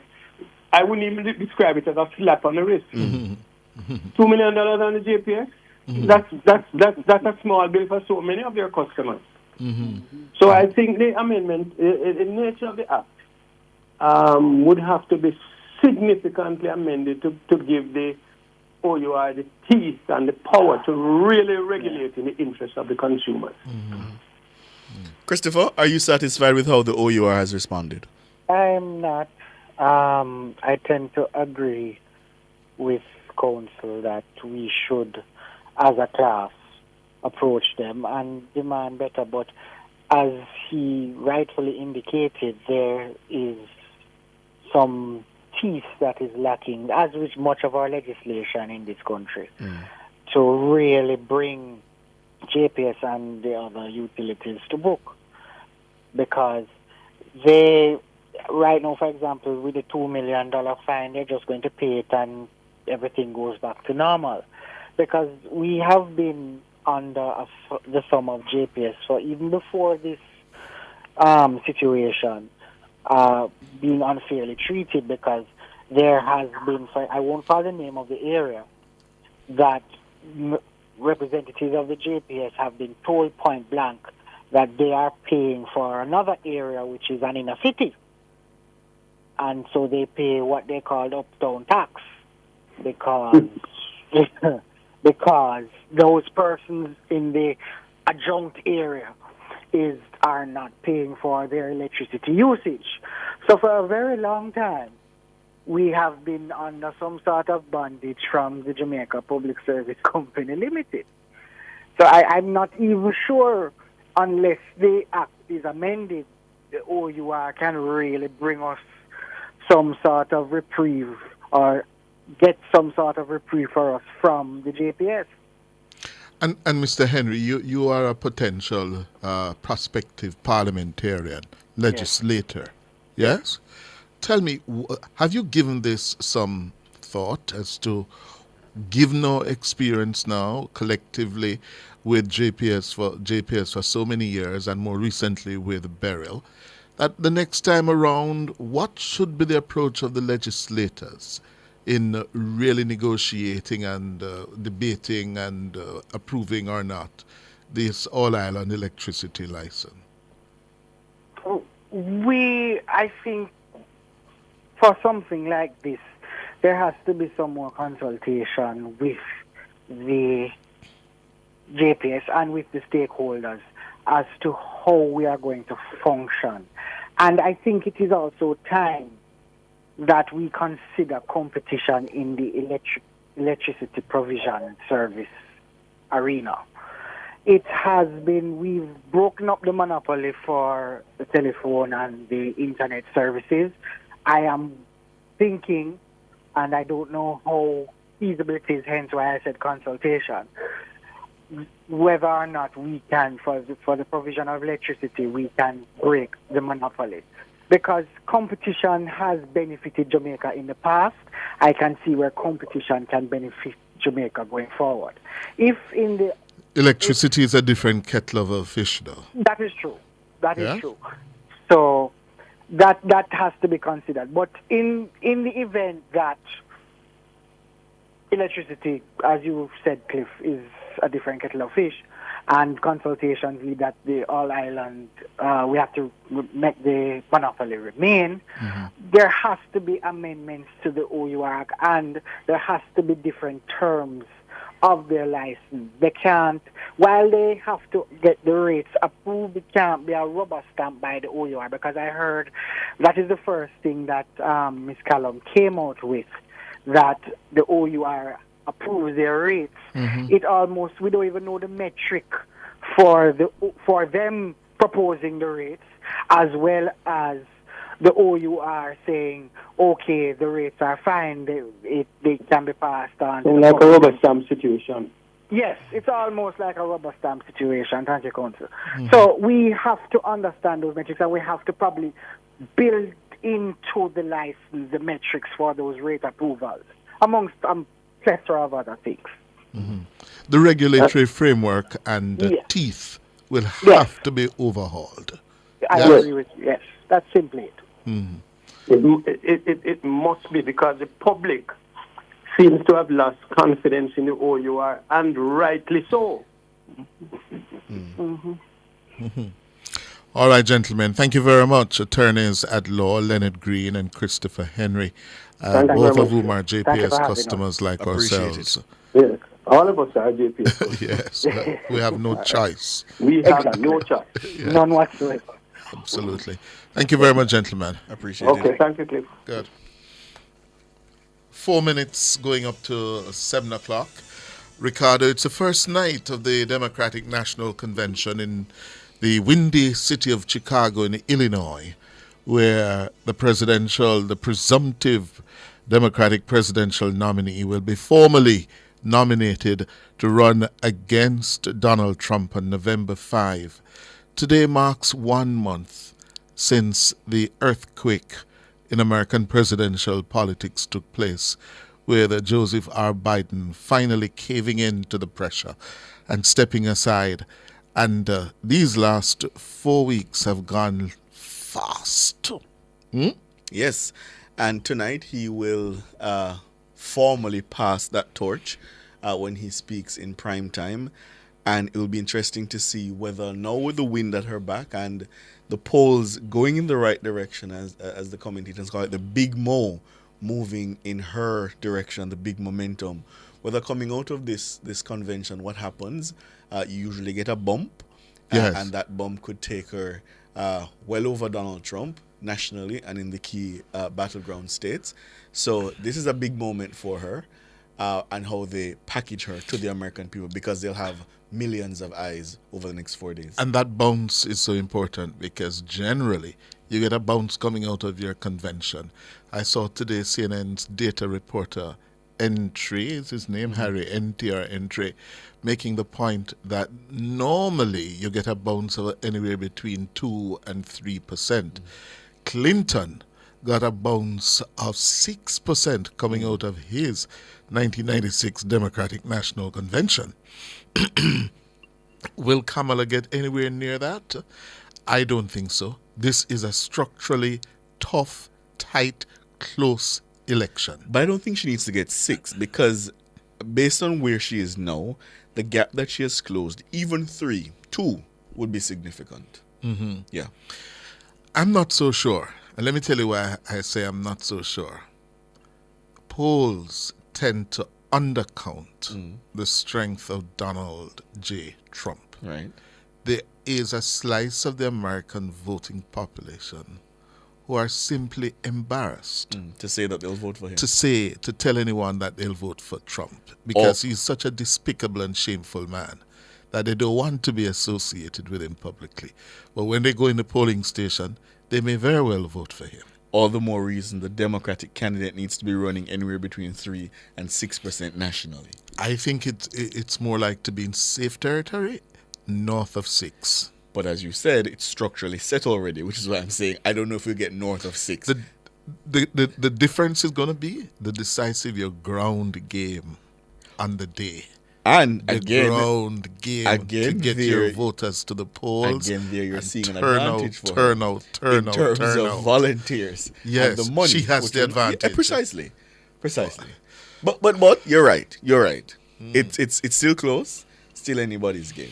Yes, and 79 days to go. Anything can happen in those 10 weeks. And this might be a lesson that perhaps we don't need these drawn-out presidential contests, Maybe where somebody's running for president for more than a year. Yeah. Maybe you really need to condense it. Yeah. What tell me something. Trump. Is he okay? I heard him in a speech on Saturday evening or Sunday evening. He looks better than Kamala. Yes. He's okay. I mean, I think he's struck by how quickly things have turned. Because remember, and I think a lot of people have forgotten, he had the assassination attempt. He was running against a very unpopular president and running away with it. Then he had his own convention, and he has not seen what you would expect from those 3 things. Yeah, he was ahead, I think, in some polls by about 6, and Kamala is quickly in 3 weeks, 4 weeks. Right. So, I mean, he must be worried. He must be concerned. And which is what is surprising to me, is that he has not been able to have a message that sticks to her. He's moved from crazy Kamala to communist Kamala to lunatic to cackling Kamala. None of it is sticking. Yes. And that's unusual for him, because he usually gets one on you and he sticks to it and it's consistent. Crooked Hillary, Sleepy Joe, Pocahontas for Elizabeth Warren. He's usually good at that. I don't know. It's not sticking. And she's not allowing him to rattle her. She's responding positively. She seems happy. She brushes him aside, and I think that it bothers him. It bothers him that he's not rattling her. And to me, I think that is the most significant change. How the Kamala Harris campaign is running against Trump. Right. They are belittling him. Making him small. Right. And that he detests. Absolutely. That. Yeah. Absolutely. And then coupled with that, the optimism. Yeah. The laughing he thought would have been a negative. She's leaned into it. She's really gone into it. And people are feeling, the gloom and the doom over the politics has lifted. And I feel like when you have something positive that inspires you, you're more inclined to fight for that happily, naturally. Mm-hmm. And I think that's what you're seeing from the Democrats now. Yes. They believe in what they're fighting for. The other thing for me, Ricardo, is she has got some questions to answer. And one of those questions, is she up to the job in terms of managing the economy? Mm-hmm. Yes? She has got to demonstrate on the night of September 10, yes, when she's on that stage against the convicted felon, the criminal. She has got to prosecute him in a convincing manner. She has got to look him in the eye then and there and stare him down and outline to the American people why she is ready to be Madam President. And on that score, I am not worried. I've been watching You're her. not worried? I'm not. I went as far back as her debate performances as when she was running for district attorney, when she was running for attorney general, when she was running for Senate, and then some of the Senate hearings that she's participated. She's very good at that. It's clear that she prepares well, and even her debate against former Vice President Mike Pence. Yes. It's clear she prepares well. Mm-hmm. She almost takes up the room with a command, and she doesn't allow you to interrupt, which she's very good at. And then it's a thing that I think only a black woman can do. What is that? Where she says what to is you, that, Ricardo? It's my time now, and you're going to shut up, and you're going to listen. I'm speaking. Precisely. There's several times she said to the vice president, no, I'm speaking. And you also see it when she's heckled by protesters. Yes. Yeah? She gets a steely resolve. So I'm not concerned. I think once she's prepared, and she is preparing, I see reports that she's preparing at Howard University with the same man who prepared Hillary Clinton, who he played the role of Trump when Hillary was preparing. Hillary won all 3 debates. Mind you, didn't work out well in her favor. But I think Kamala is taking it seriously. If she puts in a convincing performance on September 10, yes. I think it will be over. I agree. That is the day for me. I agree. Yeah. Time for the break. After the break, we'll go to Chicago. We have some reports from NBC News.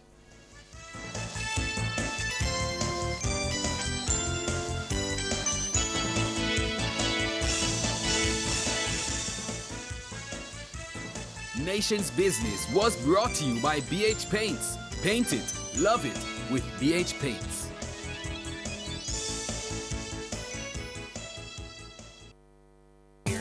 The Watchman, exploring issues shaping our society, government, and business. Provocative, unconventional, Dr. Henley Morgan is The Watchman.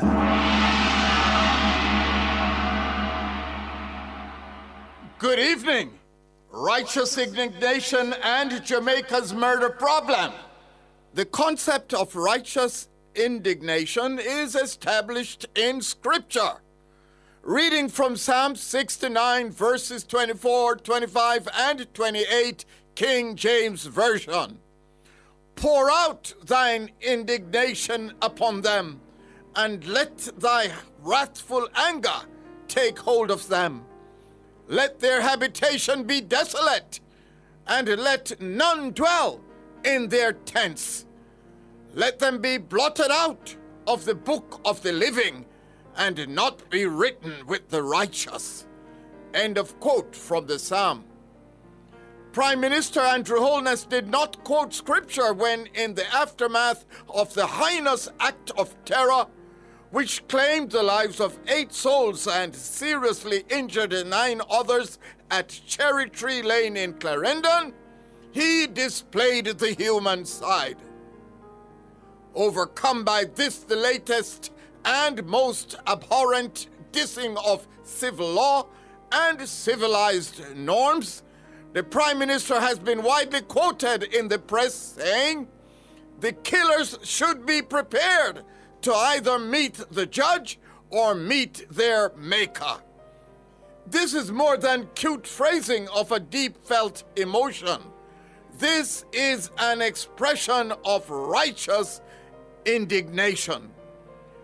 An immediate response came from the executive director of the human rights watchdog organization, Jamaicans for Justice, JFJ, Michael Jackson, who it appears may be falling victim to knee-jerk reactions in the media.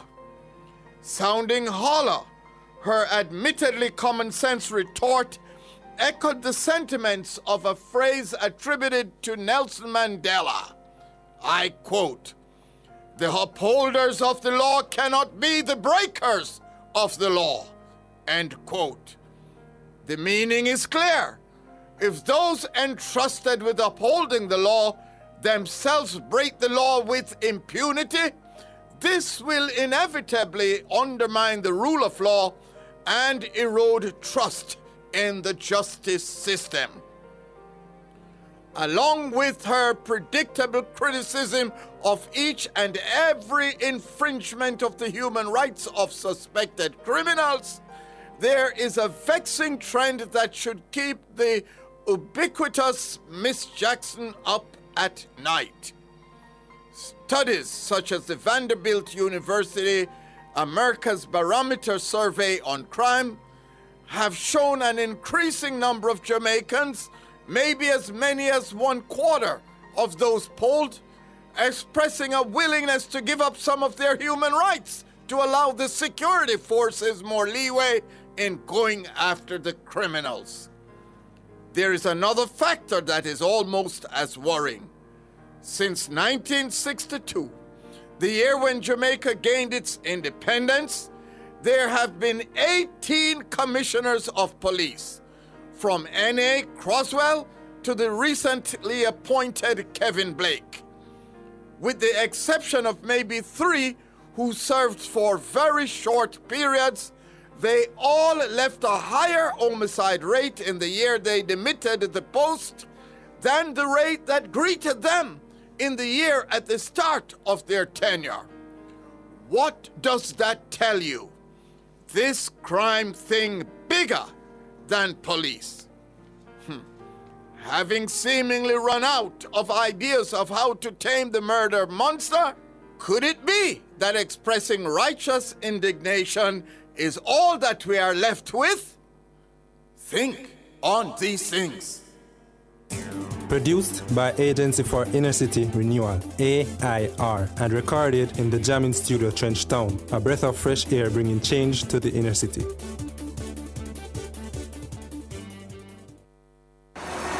Me? Busy as usual, so I don't have no time for whole heap of paperwork. That's why I downloaded and signed up for my One JN Passport app. It's a whole new level of convenience and access to services within the JN Financial Group. Just a few taps on my smartphone and box. I can update my personal information, open a JN Bank savings account, and even apply for an unsecured loan. Get it all in one go. Download and sign up now. The One JN Passport app. JN will help you find a way.